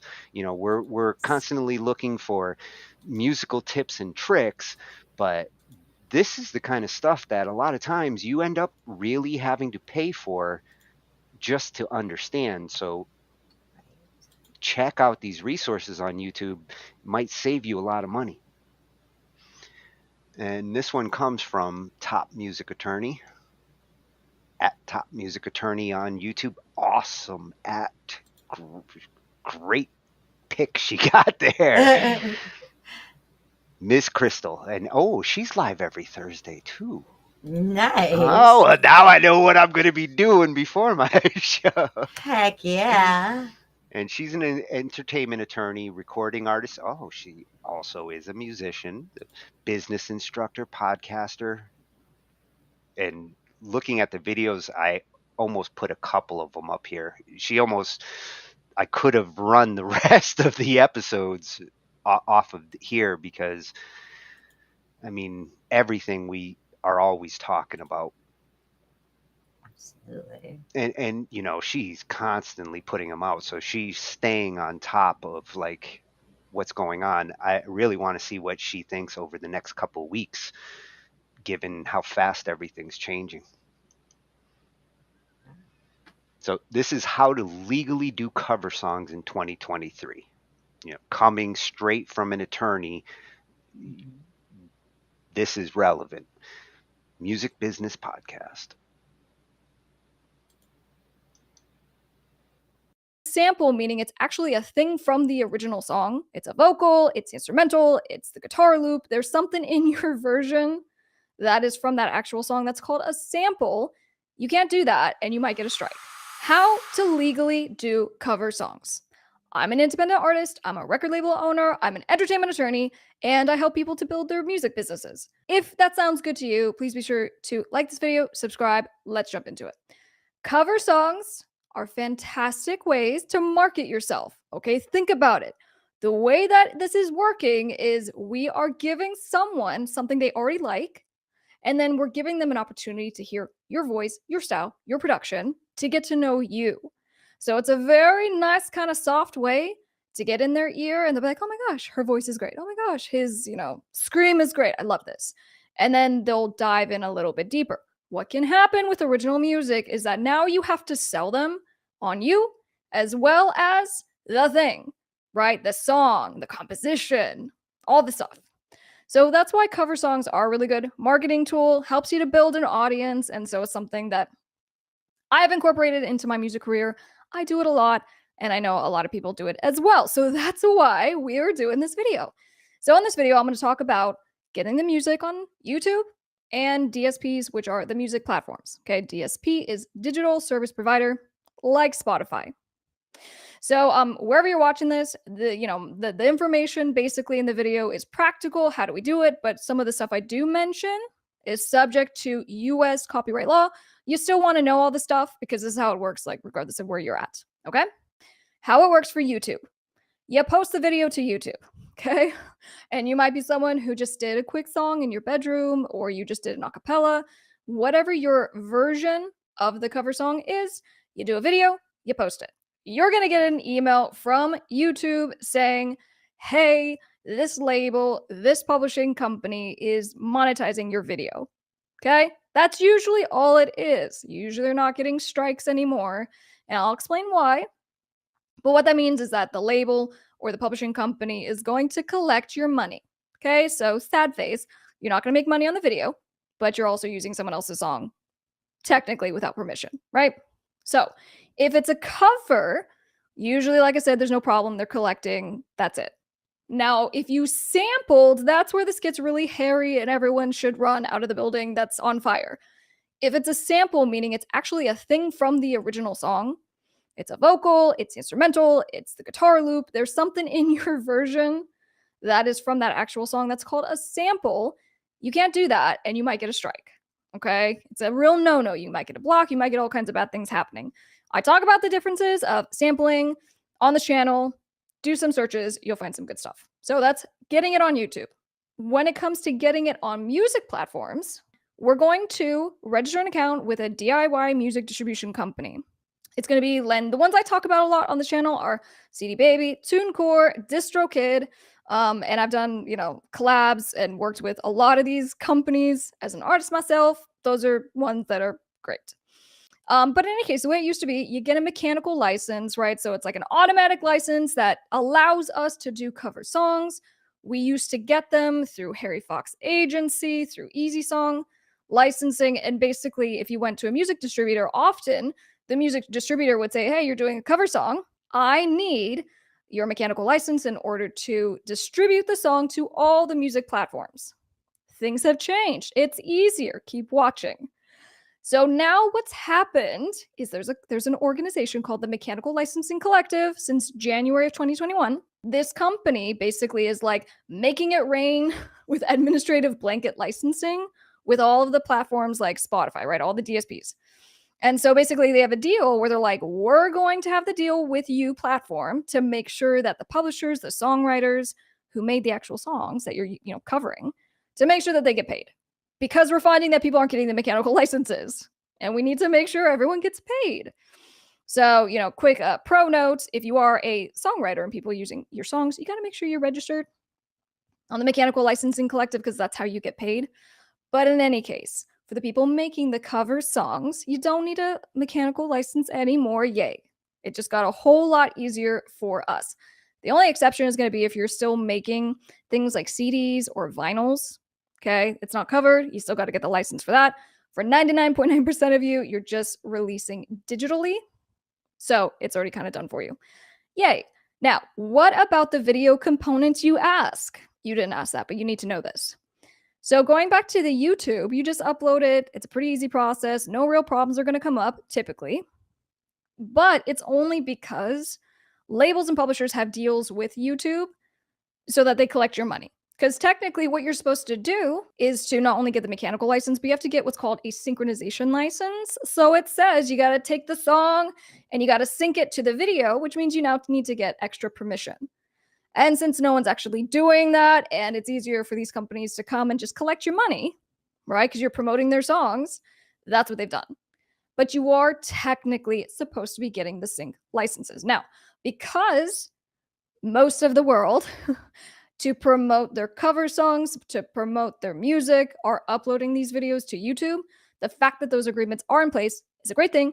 It's going to help you stay protected so you're not going to get sued because, quite frankly, a lot of these labels aren't going to sue you because it's going to cost the label $50,000 to sue you, and then they're not going to be able to collect because, we're starving artists and we can't pay, right? So if you want to learn how to basically do all this stuff yourself to be your own label, right? I have a course. I'll help you out. I'll teach you how to become your own label. Link down in the description below.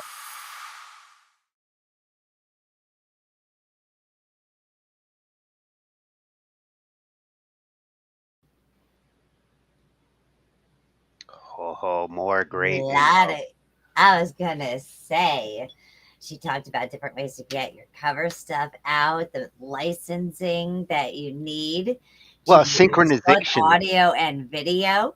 Synchronization license. Have you heard of that yet? That's a new one I for had me. not. Yeah. And I didn't realize, like, I know that some people like will take some videos, but not like the whole thing. You know what I mean? But a lot of times that's like, I knew there was a separate license for videos.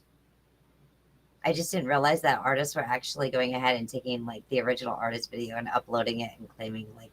Well, I've seen fan based videos of songs where, somebody just wanted to do something creative visually to a song. And I wonder if that might fall under those situations. Maybe. A lot of fan based ones though, they try and like TikTok will have like the stitch or duet, things of that sort. I just usually the fans are in it. You know what I mean? Or there's something like written in it that says I'm a fan, or this is a fan video. Yeah. If you put a good description up, hopefully that's your first point of attack in preventing having to explain later what you're doing. The more you give a detail of what you're doing, what you're covering, who it's by, the less they actually will give you crap. Right. Yeah.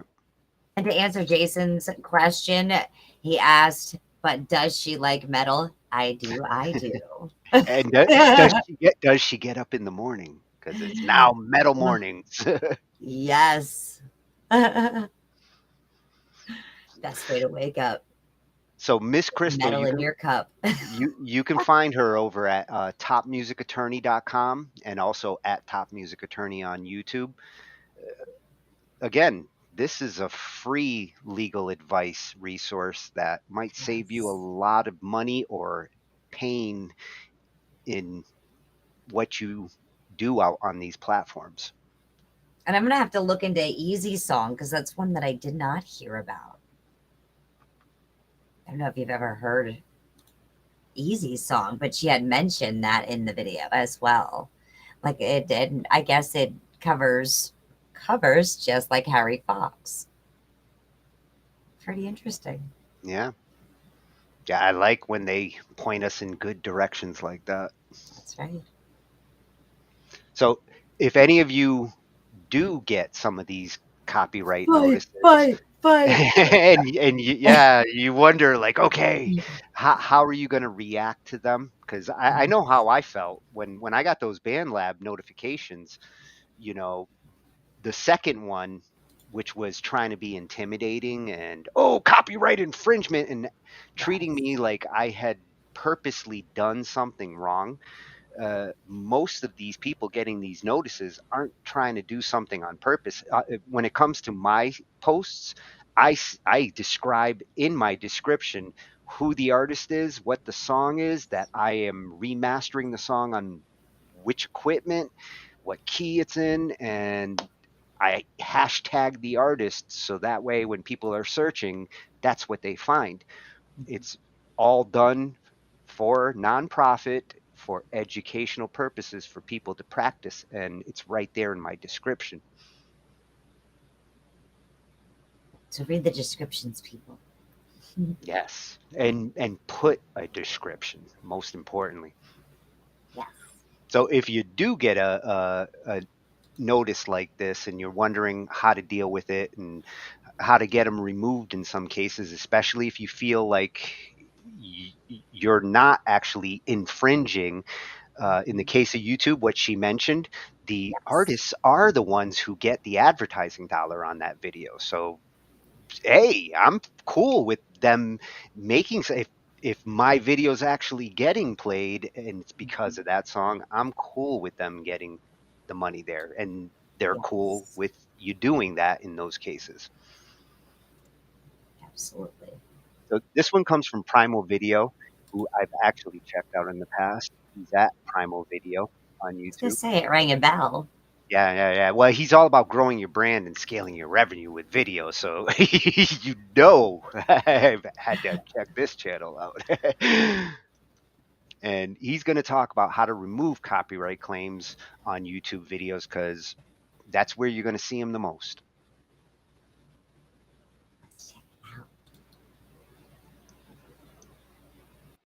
Remove copyright claims on YouTube. If you've got a YouTube copyright claim, your video could be demonetized, or any ad revenue from that video may need to be shared with the copyright owner.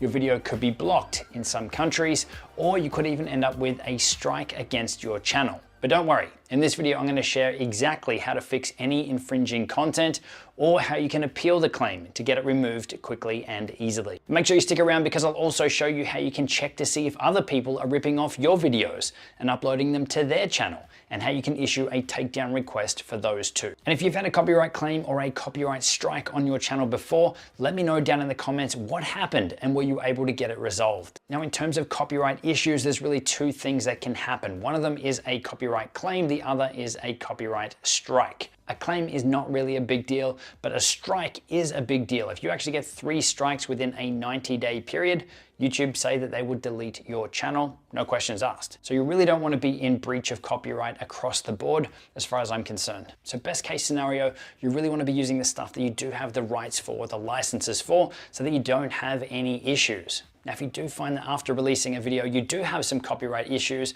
best case scenario would be to maybe remove that video, make adjustments in your editing and put it back out. But if it is something that's been up on your channel for quite a while, maybe you've got a lot of views and subscribers and things from a video that is working, then there are some ways that you can try to fix that copyright issue while the video is still live on YouTube. And that's what I'm going to take you through your options there. But YouTube itself is getting really good at detecting these copyright issues. It even will do it while you're uploading a video. So I'm going to go ahead and upload a video now that is using a copyrighted music track onto a test YouTube account of ours. So I'm going to pick a video here that does have copyright music. I'm just going to call it test video. Let's mark this one as not made for kids. We'll go next. We'll skip the video elements here and come across to the next one, which is checks. And straight away it says here, before we publish a video, we're going to check to see if there's any copyright issues on your content. And this is so you can fix any issues before the video actually goes live. Now it does say it's going to take around 10 minutes to perform this check, and that time is going to be determined by the length of your video. But we do have the ability to skip forward and keep preparing our video for upload while we're waiting. Now, after only a couple of minutes, this is what has shown up.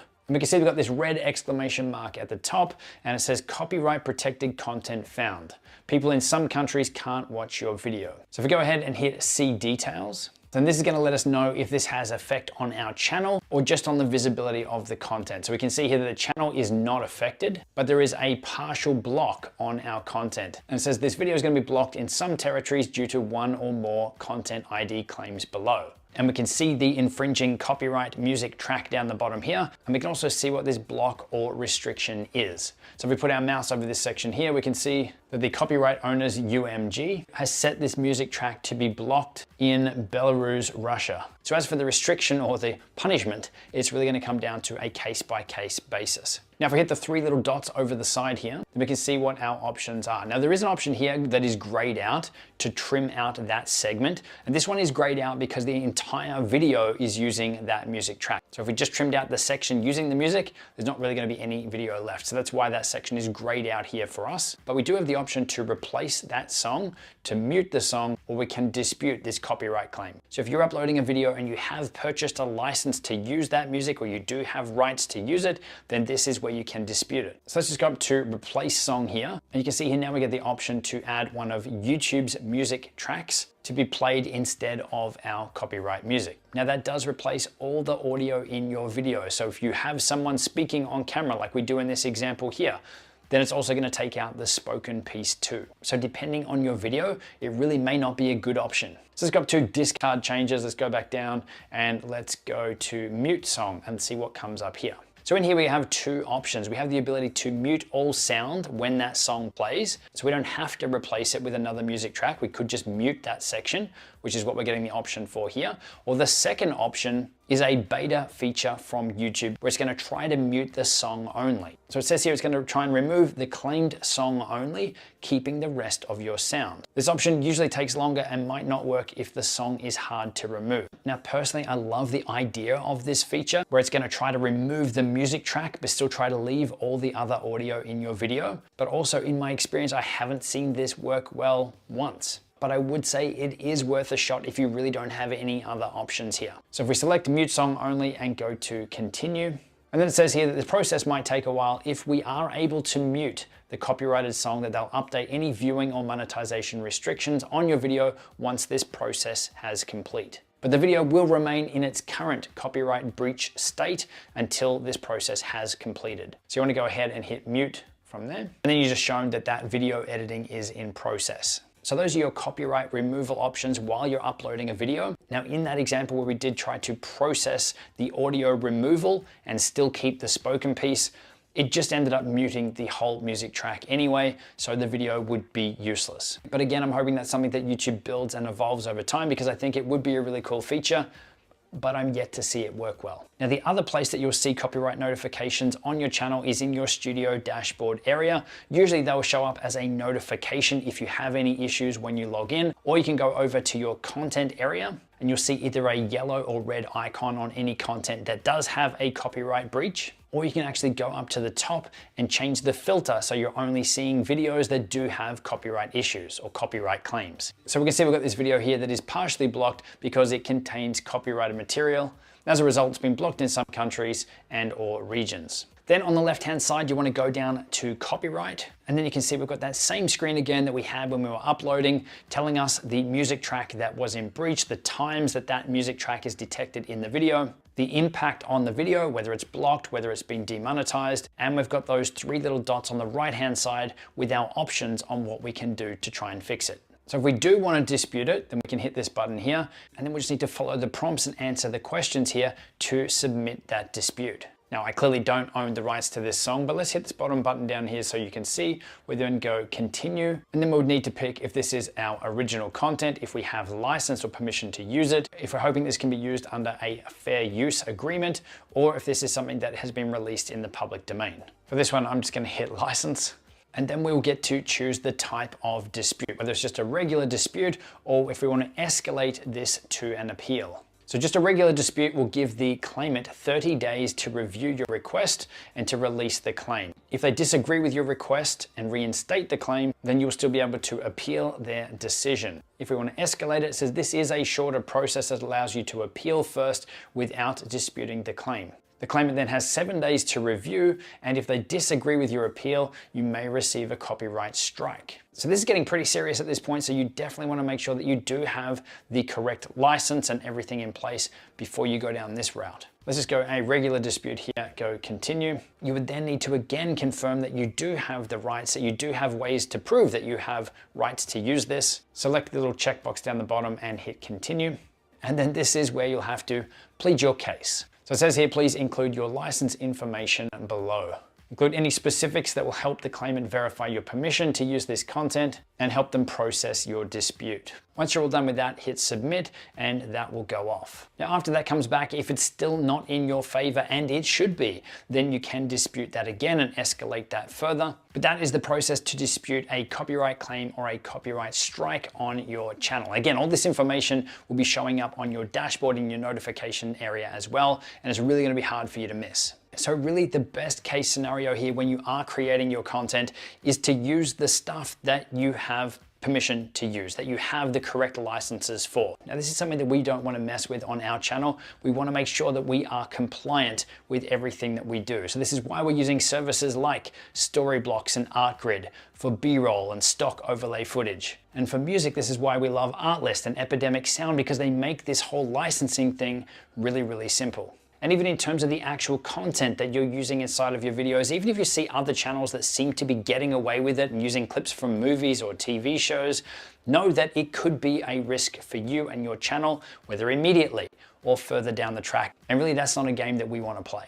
Now, if you've got copyright claims or strikes on your channel and you've tried to dispute it and you're still not having any luck, then you can actually connect with YouTube themselves. And there's a couple of different ways that you can do this. If this has been unlocked on your channel or you're part of the YouTube Partner Program, then you might have access to an icon in your studio dashboard area where you can directly chat with someone at YouTube. So you want to head to your studio dashboard area, and up in the top right-hand corner, you'll see next to the help button, there is a chat with creator support icon. And so this is actually even showing up on this dummy account here, which only has one video that is private and is in breach of copyright. And I'm still having access to this chat function up here too. So we just click on that and a little chat box is going to open up down the bottom and you're able to chat with someone there to help get your issue resolved. Now, if you're not seeing this, then you can hit the little help button next to that. Come down here to get help as a YouTube creator. And there are some methods in here to help get you connected with YouTube. But the one that I've been looking at and the one that I've seen people have great success with in connecting with YouTube fast is through Twitter. So if we scroll down here, we can see they've got Twitter at Team YouTube is the official Twitter account here for real-time updates and troubleshooting tips to help you get the most out of YouTube. And this is where you get direct access to their social support team. So if you don't have access to the chat, Twitter is where I would be heading. Now, if you want to check if anyone is in breach of your copyright and has maybe downloaded your YouTube videos and has uploaded them to their own channel, in part or in full, then this is where you check. So back on your studio dashboard area, we want to go over to copyright. Now, if this is the first time you're opening this up, you may need to enable this feature on your channel. But once that's done and YouTube has detected your content on another channel, it's going to show up here.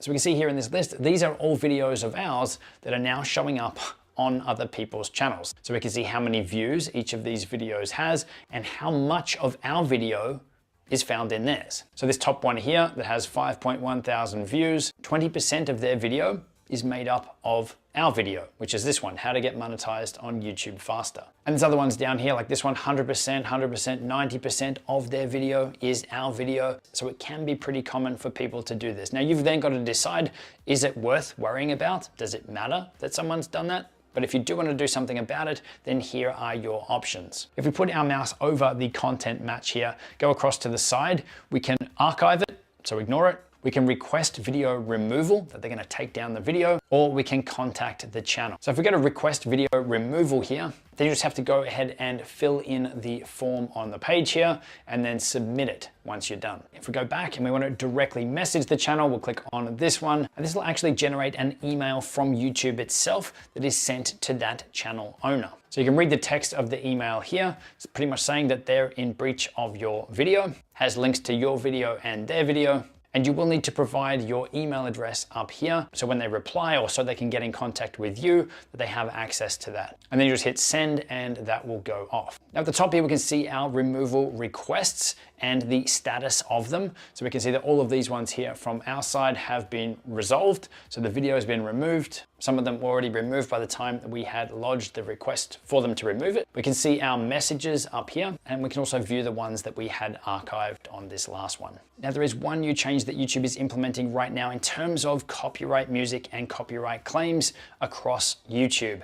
And that is that it's making it easier for you to use commercial music in your videos without all of the restriction. Again, this is going to come down to the individual music track that you're using. It's going to come down to the artist. It's going to come down to the music label as to what you can and can't do and what you can and can't use in your videos. But YouTube is streamlining this process and working with them to try and make it more of a win for them and the content creator instead of it just being one or the other. So what they're implementing here is, instead of a copyright claim and maybe some restrictions placed on your video or demonetizing your content, ways that instead you can agree to a revenue split of your content and not have any restrictions on where the video can be seen. So in this case, a percentage of the ad revenue that you would receive because you've used commercial music, some of that will go to the music label or to the artist themselves. And it's YouTube that's helping manage that process on both sides. So this will make using commercial music in your videos easier and more streamlined, but you're still going to be sharing some of that YouTube AdSense revenue with the original artist or music label. That's not a bad thing, but there are other services out there like Licked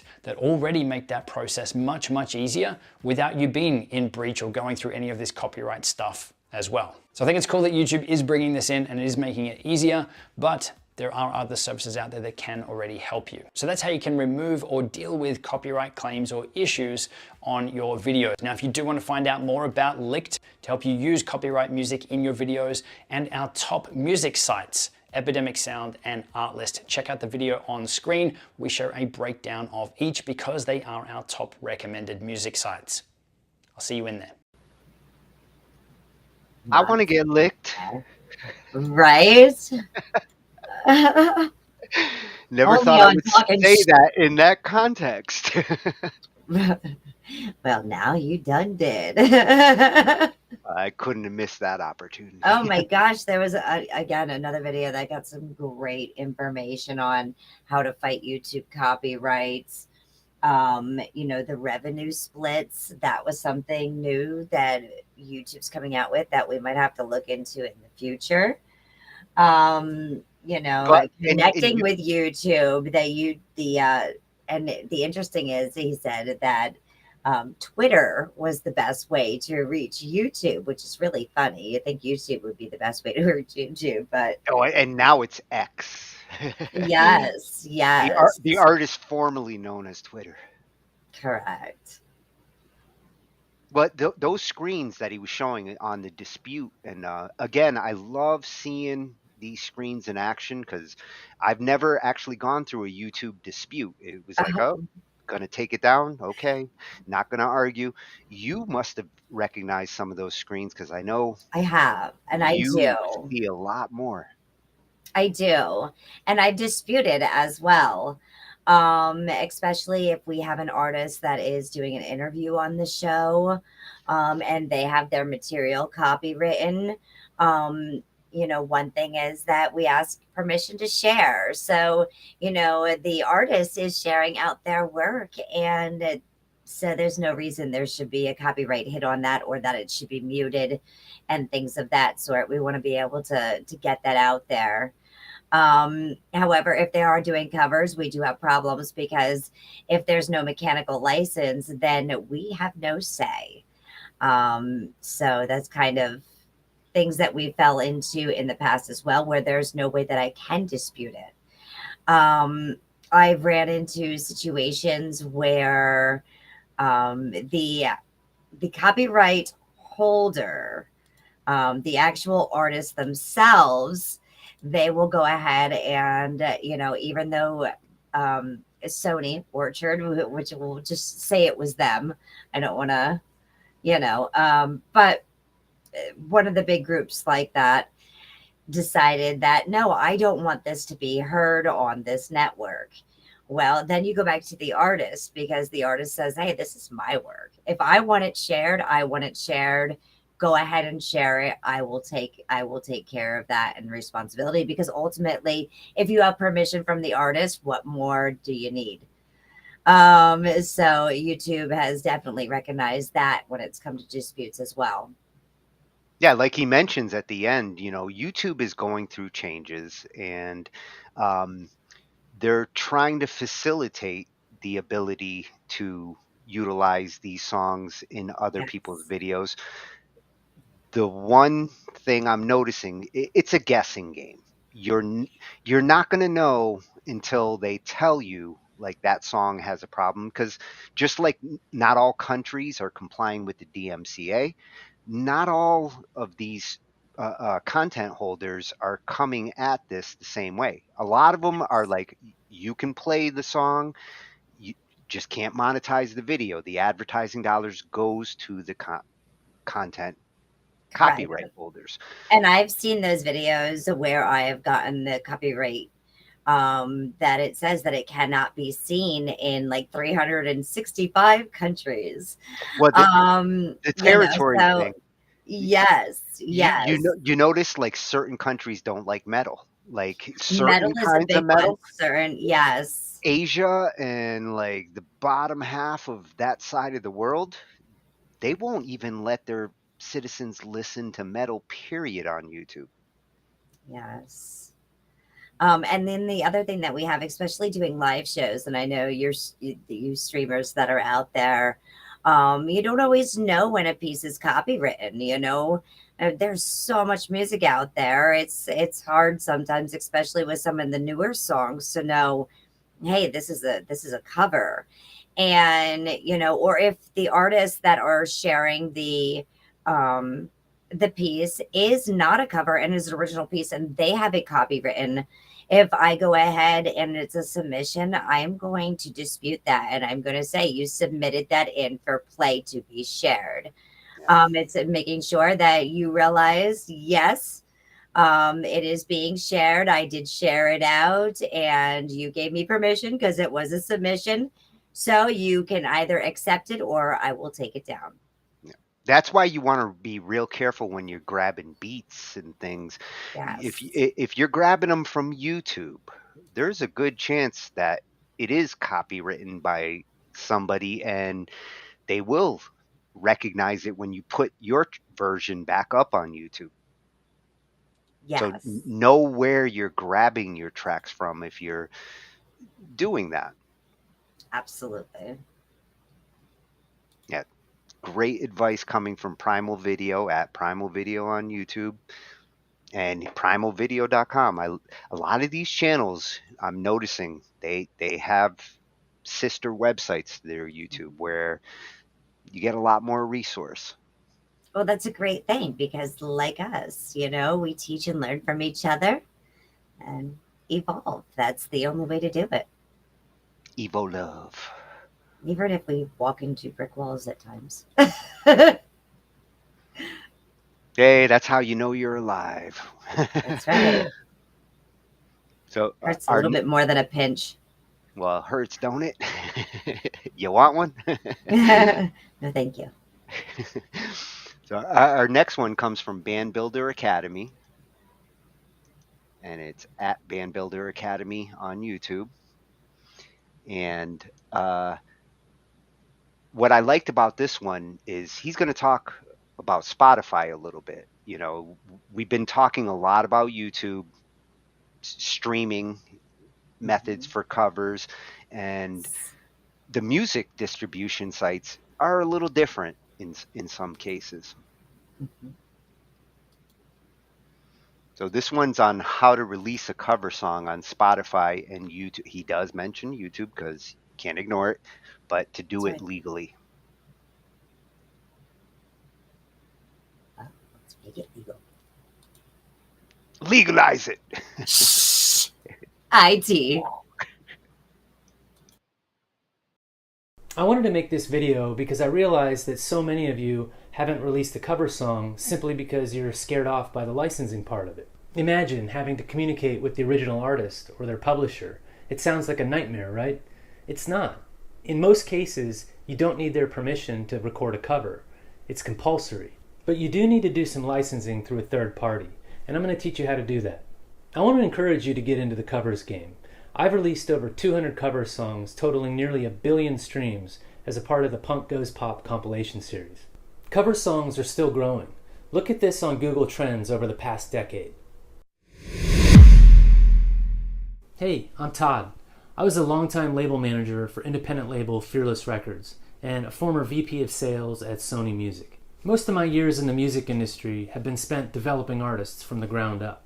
And I'm still doing that today, helping artists earn a living from their music. All the tips you'll find on my channel come from testing thousands of track releases and from my record label experience. Alright, mash that subscribe button and hit the bell so you don't miss any of my videos. Here are the steps for releasing a cover song. Make sure the song you record is actually a cover song and not a parody, a medley, or a remix. Those are considered derivative works. Cover songs are compulsory, meaning you don't need the original artist's consent to record it. But if you want to put it on sale, you do need to purchase a compulsory mechanical license from a third party. Most of you are going to be recording compulsory cover songs. Very few of you will be doing derivative works where you change the lyrics and the fabric of the song. Get a compulsory mechanical license. Now, there are different mechanical licenses and rates for each music format. If you just want to get your cover song on the streaming services like Spotify, Apple Music, Amazon, and you don't care to sell physical goods, then you just need to get a digital downloads mechanical license. But wait, digital downloads? Who cares about MP3s anymore? Even though streaming is the dominant format now, you still need to get a digital downloads license because that covers streaming and MP3s. And the cost of the mechanical license is based on the estimated MP3 track downloads. At least that's how it is right now in the summer of 2021. The laws could change soon. Since MP3 downloads are in sharp decline, I would just choose a low amount to get the licensing process started. The digital download mechanical license costs a minimum of between $12 and $20. This will cover you up to the first year or about 30 to 50 track downloads. And once you exceed that, you're required to purchase more or renew your license for additional estimated sales. If you want to put it on CD or vinyl, you have to purchase an additional mechanical license for that. Easy Song licensing costs about $19 a year for a small amount, like 25 to 40 digital downloads. You should check their website for the latest prices. Some distributors, like DistroKid, require that you buy the license directly from them. And even if you bought the license from, say, Easy Song Licensing or Songfile, DistroKid wouldn't accept it. So make sure to check with your distributor about their covers policy. Once you have your mechanical license, you need to set up your cover song with your digital distributor. And that's a similar process to how you set up your original music. Each distributor will explain how they want you to prove that you have a mechanical license. Like I said, some distributors want to control the licensing part because they might have liability in case you licensed incorrectly. So once you've got your mechanical license and you're set up with distribution, you're pretty much covered for there, at least on the audio. Spotify and Apple and the streaming services are responsible for paying the mechanical royalties to the various collection societies around the world. So that's pretty much it if you just want to put it on the streaming services. But what if you want to make a video and put it on YouTube? You have two options and a decision to make. Do you just want to put your video on YouTube for promotional purposes? Or do you want to earn money from your video? If you don't mind making zero money from your video, you can just upload it to YouTube and that'll create what's called a copyright claim on your channel. And that's not a strike, it's nothing scary. There's a big difference between a copyright claim and a strike. After the claim is reviewed by the original artist's publisher, your video will be live on YouTube. But the publisher is going to collect all of the revenue generated from the video. You won't be able to take any of that money. There is a chance that the publisher doesn't allow your video to remain on YouTube. It's rare, but they do reserve that right. But typically the publisher will leave your video up. They want to make money from it, and they also benefit from promotion of the original song. The process is pretty quick, from mere minutes to hours to a week. Technically, and it would be irresponsible of me to leave this out, technically you do need a sync license to put your cover video up on YouTube. But since it's happening thousands of times a day, and the publishers are still making money from the Content ID system on YouTube, the practice of putting up cover videos without a sync license is tolerated.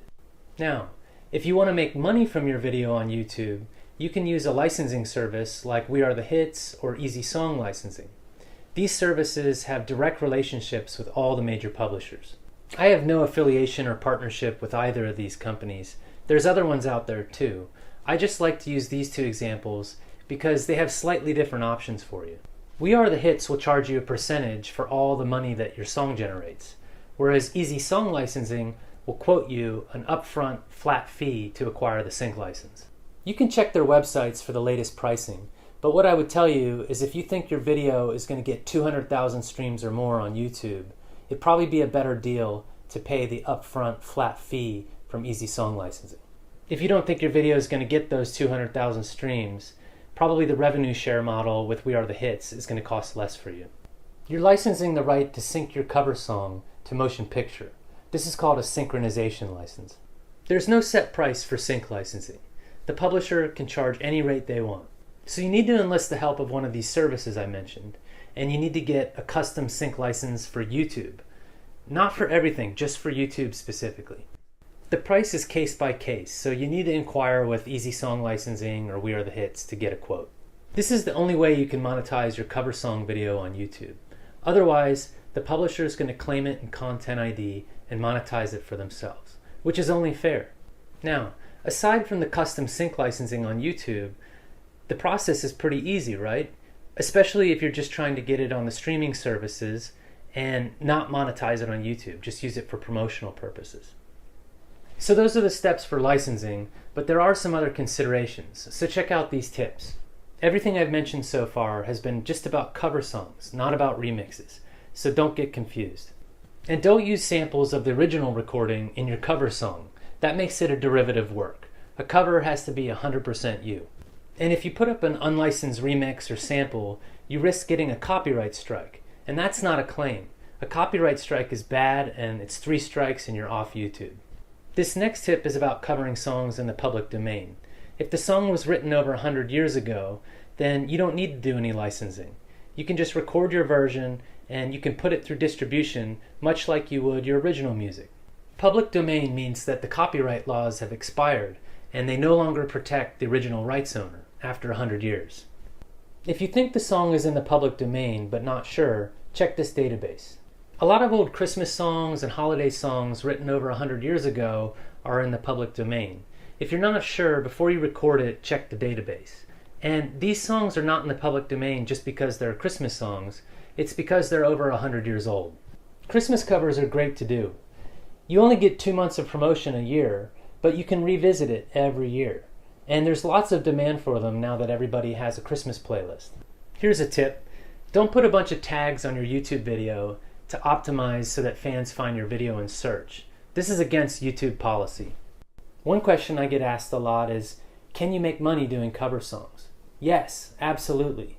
Now, you can't make any money on the publishing songwriting side because you didn't write the original, but you can make money on the master side because you own the master recording 100%, and you can collect all that money through digital distribution. You can also collect master performance royalties through SoundExchange and neighboring rights through your CMO. But you can't collect the performance royalties that go to the PRO for the publisher and the songwriter. A lot of people don't realize that there's performance royalties on both the writer side and the master side. As I mentioned, I've released over 200 cover songs. So before you record your song and get started and release, make sure you watch this video on how to promote and market your cover songs. I really appreciate you checking out my channel. I hope I can help you on your way to making music your career. Take care. Oh, I have to take notes on that one. A lot of great information on there, but pretty much it comes down to the bottom line, CYA. Cover your R's. Oh, I like that, CYA. I'm going to be using that. Mm-hmm. You can have the copyright, though. Every time I use it, it's already out there. That's an old saying. Well, definitely check him out.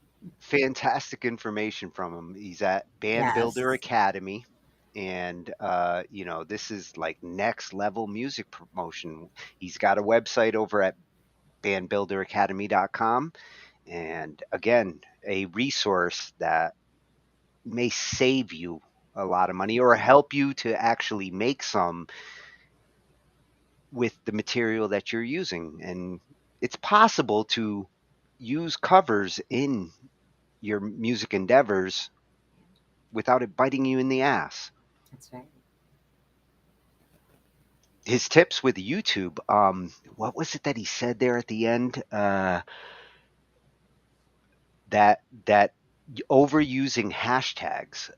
Yes. That's the first time I've heard somebody on the YouTube side actually say that. Yeah. Mhm. Everybody's got this impression that hashtags is going to equal ability. I'd be surprised if YouTube didn't crack down on people overusing them, non-relevant ones. They don't want to overload their hashtag system. That's right. And, just reaching out to the BandLab community here, that's something for you guys to remember too. Your hashtags don't make your track. Yeah, the visibility, if the hashtag is relevant, if you are covering a song, yes, you hashtag should cover. Hashtag cover and hashtag the artist. Like, yes, that's giving the artist credit in that system. Absolutely. So very good advice coming from him. Now, we're going to go into a couple of horror stories, so to speak, where channels that have had to deal with this and how it affects their channels, dealing with managing your content and having YouTube come at you, or in the case of the next one, Facebook. For this one, Spectre Sound Studio, love this channel. We'll be watching it forever. And he's at Spectre Sound Studios on YouTube, and he's dealing with a problem that's kind of Canadian specific, but at the same time it's related. Canada has a different approach to how they manage this stuff. It's different than the EU, it's different than the United States, and it makes it complicated to do what they do here without having to work around the system sometimes. Find out how it works. Yeah, so he was worried that this could end his channel, and we're going to see what that is. Could be the end of my YouTube channel. This could be the end for a lot of us. In Canada, we have this unelected governing body, the Canadian Radio and Television Commission, which decides what goes on the air. In the 1970s, they destroyed Canadian radio with one of the stupidest policies ever conceived. And now they've set their sights on the internet, and they want to destroy Canadian YouTube. The Online Streaming Act, after much public outcry and very little debate, was passed into law and just handed the CRTC a bunch of power that they don't need. Primarily the ability to legally require YouTube to promote Canadian content. Now, that sounds great on the surface, especially if you're a Canadian YouTuber. However, there's much more to it than just that. Things that most politicians haven't considered or thought through. I really wanted to go before the CRTC and address them in some kind of public meeting, much like Dee Snider addressed the PMRC back in the 80s. If you haven't seen that video, I would highly recommend it, as there has never been a finer example of a group of politicians being completely outclassed by the person that they were targeting. Dee just didn't write a speech. He wrote an execution. He completely took the wind out of the sails in the PMRC in 5 minutes, and it was a glorious sight to behold. Dee, if you're watching this, please be aware. A lot of us who were teenagers back then took your words as inspiration and we ran with it. So thank you very much for being an example to follow. The big problem is I'm not sure if the CRT is going to have public hearings on this issue. And even if they did, I'm pretty sure they had far more important people to listen to rather than some loudmouth from Windsor who refuses to be politically correct. So instead of hoping I'll be heard by them, I'll plead my case to you, the viewer, because ultimately that's what's important to me. Here's one indisputable fact that the people running the CRTC either refuse to acknowledge or are just too dumb to realize. Nobody has ever had a hit video on YouTube by paying for it. A video that runs as an ad is doomed to fail. And this is exactly the strategy that the CRTC wants to employ.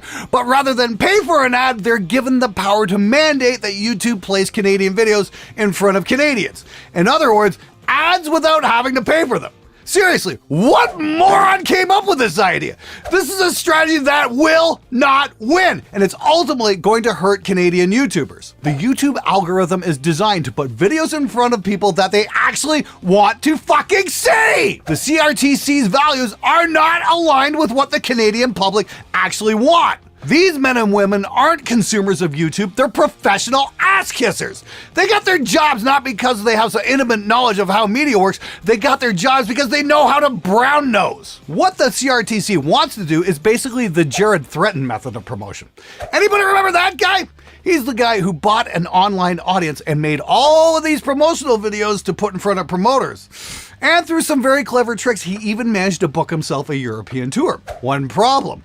His online audience wasn't real and nobody came to the shows. The tour was canceled after about 3 gigs playing to empty rooms, and the entire debacle destroyed his career before it even had a chance to get started. And if YouTube is forced to put videos in front of the wrong viewers, they won't get the clicks, which will rank Canadian YouTubers lower across the entire globe. Remember that YouTube is available in other countries besides Canada, which means less recommendations on the homepage and suggested videos, and could ultimately destroy their channels, which is something the CRTC has a well-established track record of doing, destroying Canadian media. Let's look at the CRTC for what it really is. It's the world's stupidest kaiju. It's like Godzilla's dumber cousin that took the short bus to school and never had the brain power to graduate. And now that it's grown up, it's set loose and crushing everything underfoot because it can't see the Canadian creators it's trying to help because we're just too small for them to fucking notice. The CRTC. Did you know that once upon a time, the biggest radio station in the Midwestern United States was actually a Canadian station? AM 800, CKLW in Windsor, otherwise known as the Big 8, was the biggest, most influential rock station we had ever seen. Rosalie Tremblay, the music director, helped so many artists become discovered. She's the reason you've heard of Bob Seger and Alice Cooper. She got the Guess Who's These Eyes on the air first, and even convinced Elton John to release Benny and the Jets as a single, which became a smash. Bob Seger wrote the song Rosalie as a tribute to her, and Thin Lizzy even covered it. Then some dickhead in the Canadian government decided that Canadian artists weren't being played enough and created the CRTC and gave them the power to dictate that every Canadian radio station had to play 33% Canadian content. Next thing you know, every third song was Gordon fucking Lightfoot! I get it, he wrote some great folk songs, but for a lot of us, we don't want to sit around a campfire and sing about our feelings. We want to kick out the jams, motherfuckers! So Canadian radio died faster than Abandon All Ship's career. Now, if you just ask the question, who the fuck is that? Yeah, that's my point. And what's going on with the Big 8 these days? All news all the time, baby! Hey, great job, CRTC! Well done, you fucking morons! And here we are 50 years later with the new crop of political appointees doomed to repeat the past because they're just too stupid to learn how the system works. Because YouTube is not like traditional radio and television, which is one-way communication. YouTube is two-way, meaning anytime a Canadian clicks on a video, that is Canadian content, you stupid fucks! People all around the world click on videos by Canadian creators because they enjoy the content, not because it was forced onto the homepage by some political hack trying to justify his job. The CRT's own homepage states there are many other ways to make Canadian and Indigenous content easier to find, which could include promotional campaigns featuring content on the service's homepage. That doesn't sound like the free flow of information, that sounds like forced placement to me. And that could be a complete disaster for so many of us. Because there are so many great Canadian creators out there. Andrew Huang, Samurai Guitar, Nick Nocturnal, Cole Rowland, Steve Terryberry. And not just in the music space. If you're into travel, Downey Live makes these incredible train videos. Not Just Bikes has these amazing pieces on urban planning. And then there's Peter McKinnon. That guy is next level. I tell you, I wish I could make videos that's half as good as him. His videography is spectacular and he can really tell a great story. Me, I'm working on it, but I've got a long way to go. But if the CRTC continues down this misguided path, I think the one conversation we're all going to have is, hey, whatever happened to Peter McKinnon? And if that's the case for him, well, the rest of us are going to be completely fucked. It'll be like the death of CKLW all over again, but on a massive worldwide scale. So what's the solution here? Well, I'm not one to just sit around and bitch, so let me offer a different strategy to the CRTC, one where Canada can win on YouTube. And that's by giving us the resources to make better videos. The first step to that is education. Let's start by teaching audio-visual skills to Canadian kids in high school. It's not like the taxpayer is going to be on the hook for billions in AV gear. Most kids already have the most important thing they need, the smartphone. What you can do these days with a phone camera is mind-blowing. However, it's shocking just how little most kids know about video productions. Like how to hold a phone correctly for video, or basic lighting, or how to mic up a subject for a monologue. These subjects are not difficult to teach. What's more, we should be teaching basic editing and, most importantly, how to tell a story with a camera. I've got 3 years of multimedia from Sheridan College under my belt, and YouTube has been my full-time job since the end of 2018, and I still struggle to tell a story with a camera. Teaching kids how to do this at a younger age will be far more productive than yet another high school English course or the 8 billionth history class on Samuel Champlain. Seriously, did I really have to learn about him in 4 different years? Fuck's sakes, we get it already! Now, if I had been able to take a course in audiovisual when I was in high school, I might not have hated it so much and might have found some value in it.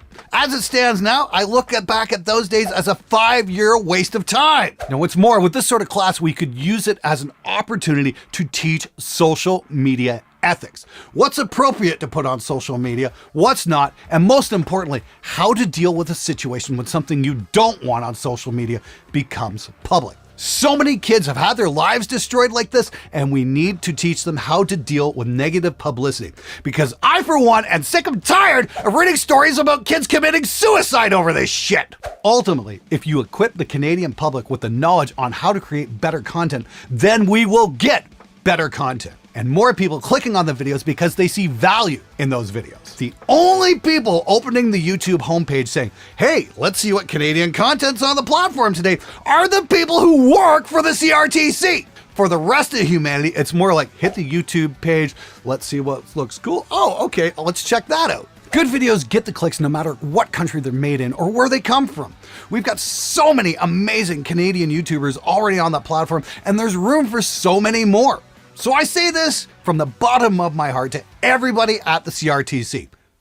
Don't fuck this up for us. You claim one thing, but you've given us zero reason to trust you. Your past actions speak far louder than your empty words. Fuck yeah. I love his fucking energy, man. Well, he could be a little aggressive. I always considered him like the angry metalhead on YouTube. You should see some of his mixing advice. He does the same thing, but he's passionate about his message, and he's spot on. Absolutely. At Spectre Sound Studios, long time subscriber over there. I love it.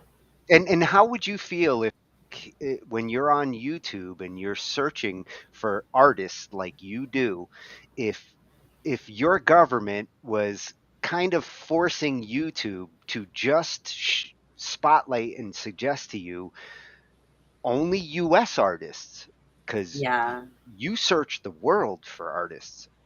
Well, that's what kind of happens, though. Like anybody that's got an Android phone or Apple phone, you know, it kind of gets to know you almost because, you know, you could be thinking about something, the next thing you know, and I don't know if you've ever experienced, you probably didn't experience this because you're really not a phone guy, but people out there watching the stream, how many people have gone ahead and thought about something, and the next thing you know, you're seeing advertisements for whatever it was that you were thinking about. It's so freaking scary. Well, yes, Google is reading your mind. Spotify is one of those. Like if there is certain music that you listen to, they're going to shoot out to you suggestions based on what you listen to. YouTube, the same thing.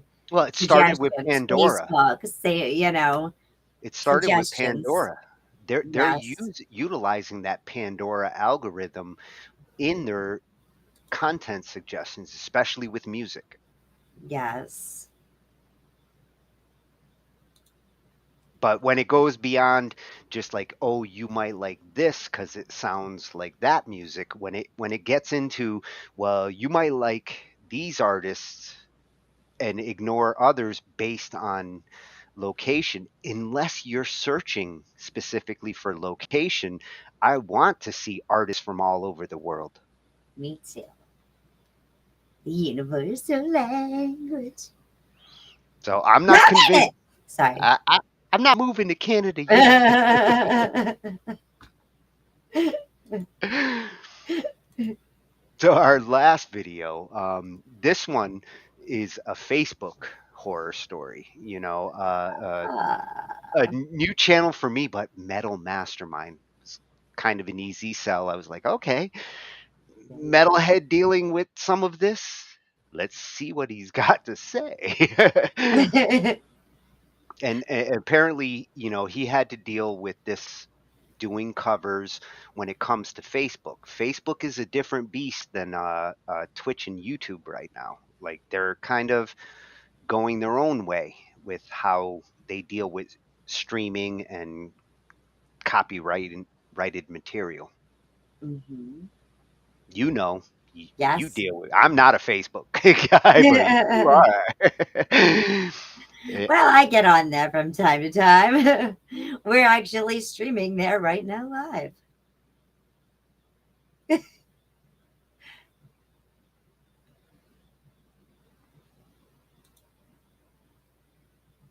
I think Tony froze. The master of Metal Masterminds has taken over the Tonester. Unfortunately, I can't hit play, even though I would really like to right now. We'll have to give him a second and he'll be back. I hope you guys are all like taking all this in. This is highly educational. Like I told you, to wear your helmets, man. Put it on there. I know I have got notes. I mean, I have been taking notes this entire show. So I hope you've been doing that as well. And, you know, just kind of recap until Tony gets back. You know, CYA, make sure you go ahead and you cover your arse, as I'm going to say. You know, if you're doing covers, look at DistroKid. Look at the royalty rates of things. You want to go ahead, look at the Harry Fox Agency, BMI ASCAP. If you do original songs, it's great to register your stuff with them as well. Every time you perform it, you get, you know, royalties on that stuff. So, and register your music. Make sure you have that taken care of. If you've got those covers, you know, there were some great ones that were thrown out there. Licked, as Tony liked. The Easy Song, the Harry Fox, you know, those mechanical license, they can get expensive, but if you go through a distributor, it'll definitely cover you and save you a lot of time and effort. Yes. He's back. Told you. And I did like licked. I can't say it 10 times fast, but I did like it. So that last one, yes, is coming from @MetalMastermind on YouTube. MetalMastermind.com. Again, another site that's hooked up. And he's going to be talking about. Do you like metal? Yes, more than mornings. Yay. But Jason Jacobs is like Reese's peanut butter cupping metal in mornings. That's awesome. So posting cover songs on Facebook. This happened to him. Yes, it did. And I get it. Sometimes I get tags on things from Facebook, especially on people with submissions. Yeah, you must see a lot of that situation over there. I do. Restricted monetization. This means I can't partner with advertisers on Facebook. Of course, I can't tag them, kind of a duh moment, and it may impact other tools for monetization as well. This is not good.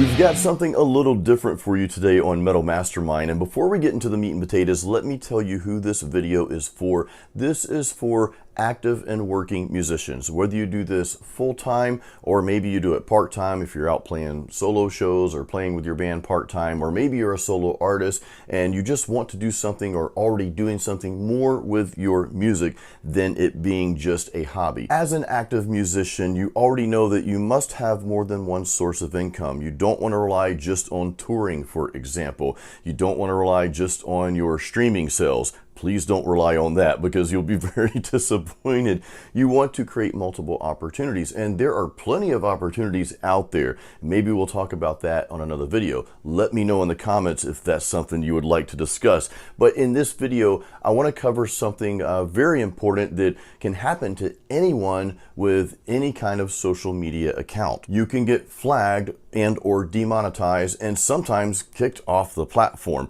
So let me explain real quick what happened here, and I'm going to tell you why I think this happened. I don't know the real reason, and that's kind of the scary part. I'll talk about that in a second. Now, this is my business page, my business Facebook page here. Real quick, if you do not have a business page, and apply this concept all across the board to every social media account, YouTube, everything that you have, you must have a business, quote unquote, business presence, or if you want to call it an artist presence. In other words, you don't want to use a personal profile for this stuff, okay? If you're a band, of course, you've got your band's business page, right? Or if you're a solo artist, or if you have a business, you're producing or mixing or something like that, you want to establish a business page, and specifically if you're using Facebook, don't use your personal profile for this stuff. Be out there online as a legitimate artist and or business. I got this message today, says restricted monetization. I'm like, oh, great. Fortunately for me, I don't really use Facebook for this purpose. I run a lot of Facebook ads. It can be very profitable if you run advertisements, if you're trying to get your album sold, if you have physical merch, that sort of thing. Or like us at Metal Mastermind, we also use Facebook to run advertisements for our courses as well. So this is a good platform to do that with. So of course, I clicked the little button there that says request a review. I get an email back from that saying, well, just a bunch of jargon that nothing was being done about it. So of course, I respond back via email saying, hey, it would help if I knew exactly which videos out there caused this to happen. I'm pretty sure I know what it was, and I listed that. I'm going to get to that in a second here. I listed that, but just please review again and please let me know. Well, I get an email back almost immediately saying this decision was final. There will be no more communication about this, and that's it. Case is closed. Now, if I were partnering with brands on Facebook and that was a big source of income for me, like I know it is for some musicians, well, I would have been screwed just now.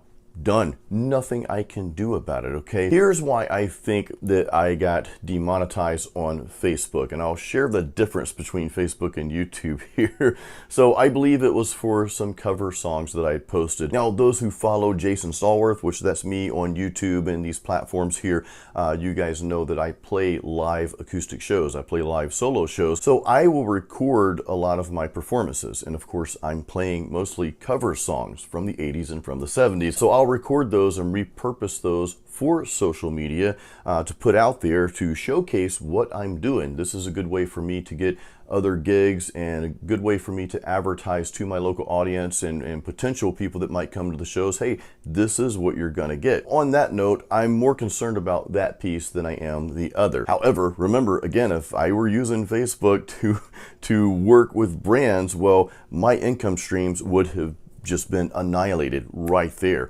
So that's very dangerous. It's very scary. Now, YouTube handles this a little bit differently, okay? I do have some cover songs or some parts of those cover songs on YouTube as well, but YouTube will just demonetize that particular video, and then the monies that are received from the advertising for that video, Google Ads, that money will go to, that share rather, will go to that publisher and or that record label, and hopefully they give some to the actual band and artist, because hey, they worked hard for this stuff. And that I understand, you know, of course I'm okay with that. I'm covering someone else's song, so I don't get the revenue for that, but I get the content that I make for my audience, and that's helpful. Now, of course, you don't want to have every video to be cover songs, because then you'll never see any revenue that way, and you want to build some for yourself and or for your band. But Facebook here, I learned they don't do that. They just kill it altogether. Now, my page is still there. Again, I just have some restricted monetizing capabilities. One of those being I can't work with brands. And that kind of sucks, because there have been some times where, hey, I'd like to work with a brand. I have built my Facebook audience up to almost 40,000 followers here. And the thing is, I don't know for sure that the cover songs are what made this happen, because Facebook will not respond. They just shut me down completely, not answering your email back. Case closed, we are done with this issue. So I am just demonetized for, I don't know, I guess for life.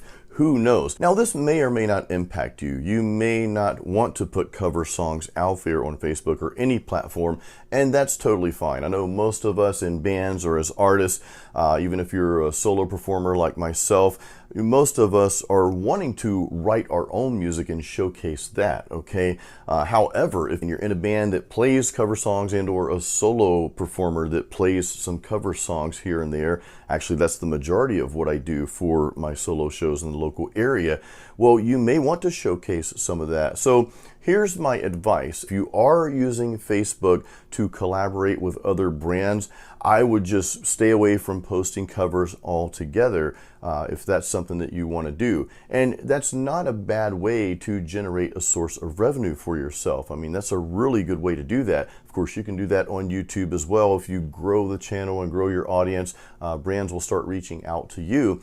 So Facebook, back to Facebook here. Again, my purpose really wasn't to monetize anything. I rely on YouTube for that. Even Metal Mastermind here, you know, we are starting to grow this channel some, and that's going to be part of our revenue stream as well. And I try really hard not to be biased. We at Metal Mastermind even, my partner Ken Candelas and I, we've talked about this. We really try not to get emotional over platforms, because again, they're constantly evolving, constantly changing, but we can all say that YouTube, hands down, is the best. It is our preferred platform.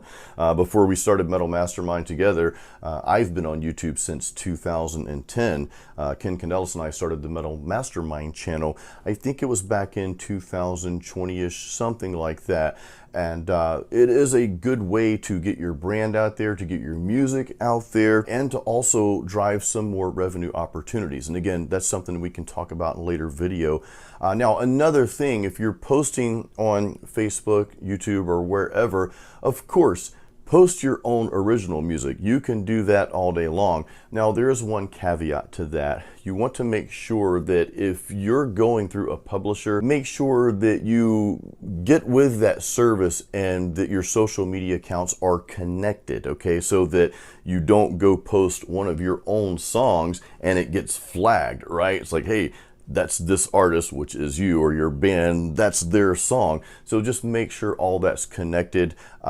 Every service probably has a different way of doing that. Now, I know this content today was much different than what we normally give you, so drop us a comment below. Let us know if this was helpful, and let us know if you'd like us to make some more content in this arena here, because I think this is really important for everyone that's pursuing music, whether it be full-time, part-time, or just, you know, releasing that first single. You're putting music out there, and again, a lot of musicians will post covers from time to time. And I don't know if this has happened to other people. Maybe it's happened to you. If it has, please leave that in the comments as well. Before you go, make sure you check the link in the description of this video. That's going to take you to our courses page. We have, most of you know this already, but we have an array of online courses that are specific to rock and metal musicians just like us. So we're really happy to have you here on the channel. So please check that out. We've got some new courses coming down the pipeline as well. So guys, thank you once again for the support. Please give this video a thumbs up. Make sure you're subscribed. We'll see you on the next video.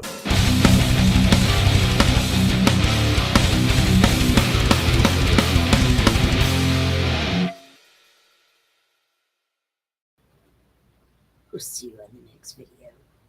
Oh, and I did give it a thumbs up, and I did subscribe. Yeah.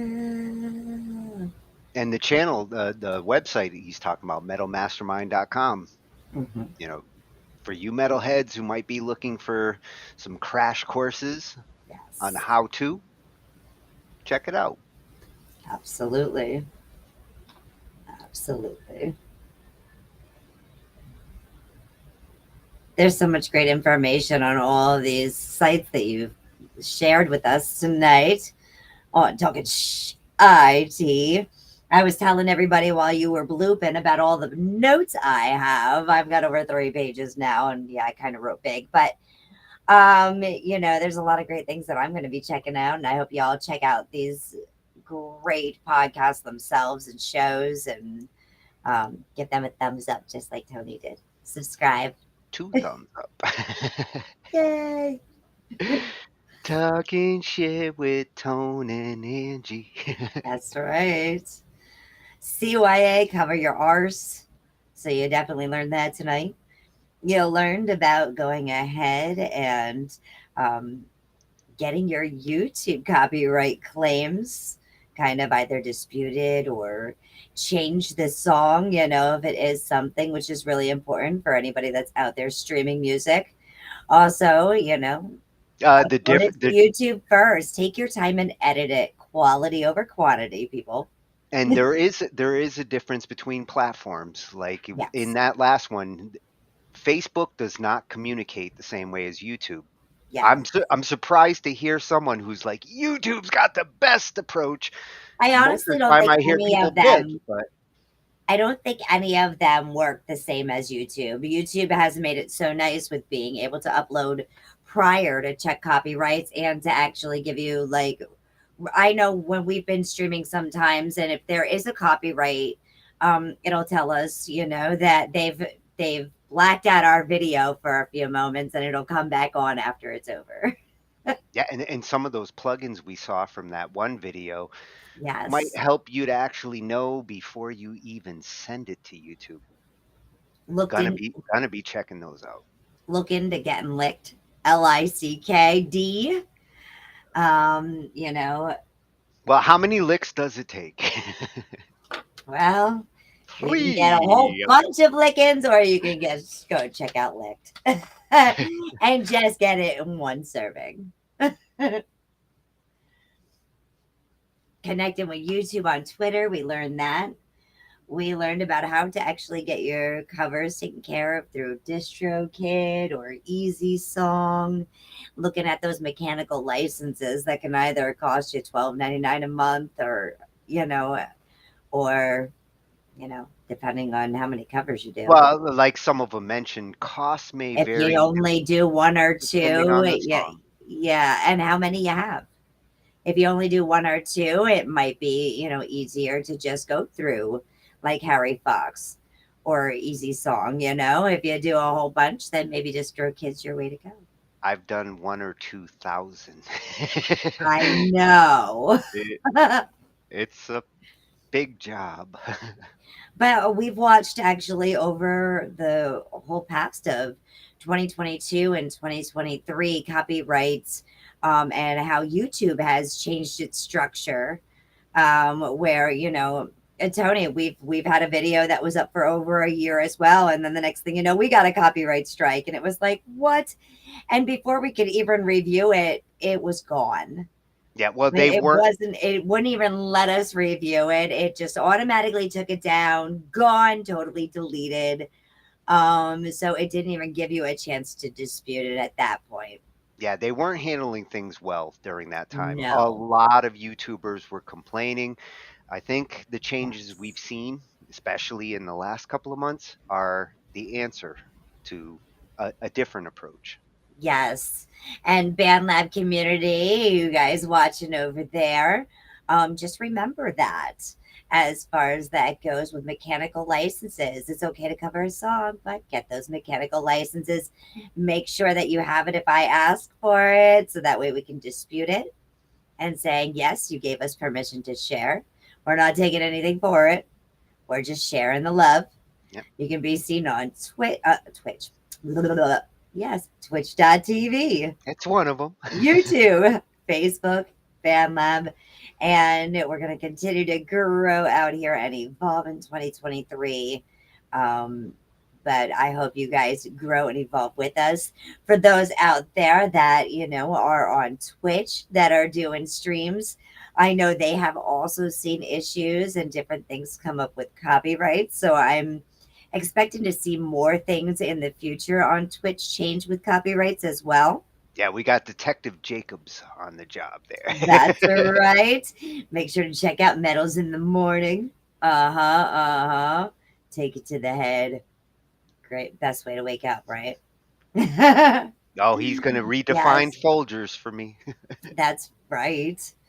And, so if you go ahead and if you're unsure if there is a cover, say you're doing a collaboration with somebody, it's very easy to get fooled. Upload it to YouTube first and make sure that it is something legit before you jump in head first, and really put it out there. Test your tracks before you go putting hours of work into it. Yes. Go to TubeBuddy. That was another great link that was mentioned earlier. Yep. TubeBuddy, and check it out. See, is this a cover even worth doing? Maybe sometimes, and I know for me, sometimes covers are personal. There's a reason why I do it, if it's the message, the story, or it's just a lot of fucking fun. I've had hundreds of forks that artists did.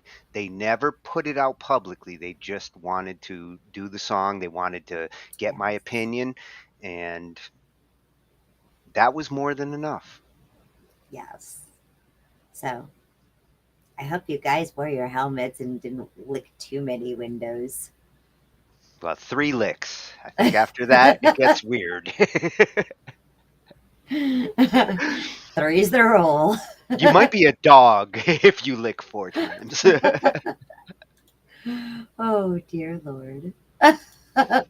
Well, if anybody on BandLab gets these copyright infringements that I just got this week, send me a message. Let me know what song it was and what artist, because I'm really curious to see which songs are not going to be cool to cover, because I'm redoing my library and putting the stems out, and if I find out like this song was a no-no, then I'm not going to put that song out knowingly either. I don't need more strikes. Well, Tony, I think you need to go ahead and you need to look into either that DistroKid or that Easy Song. Well, see, all of mine are MIDI, and MIDI under open source rules is fair use as long as it's not for profit. So MIDI does not contain sound. The sound comes from my keyboard. I completely get MIDI that, Tone. MIDI is sheet music with the notes.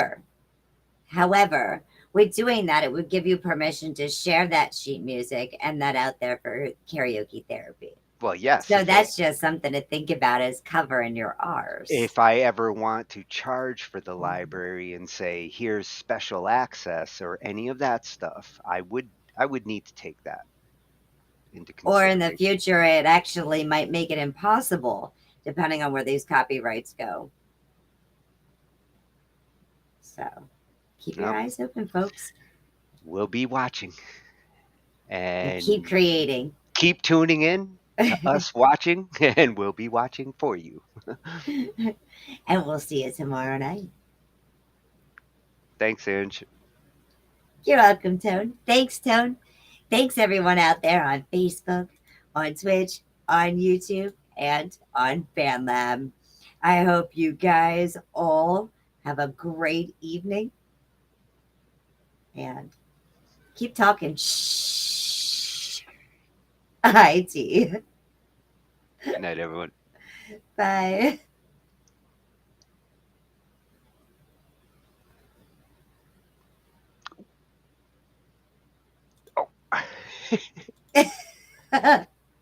Where's my now video? You done did it. There it is.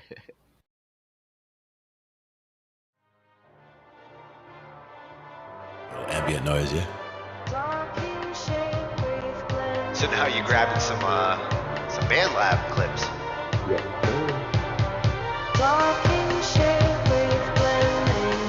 Now for me, that would also be something where I would use like volume automation and like bring that from the bottom, like bring it in and then bring it back out. Kind of.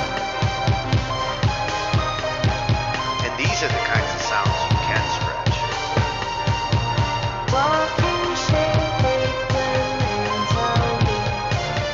With this AI, like stretching it actually can be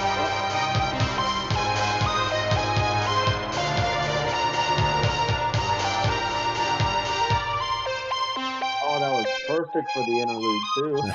Ends it right in the right I spot. didn't even notice. 40.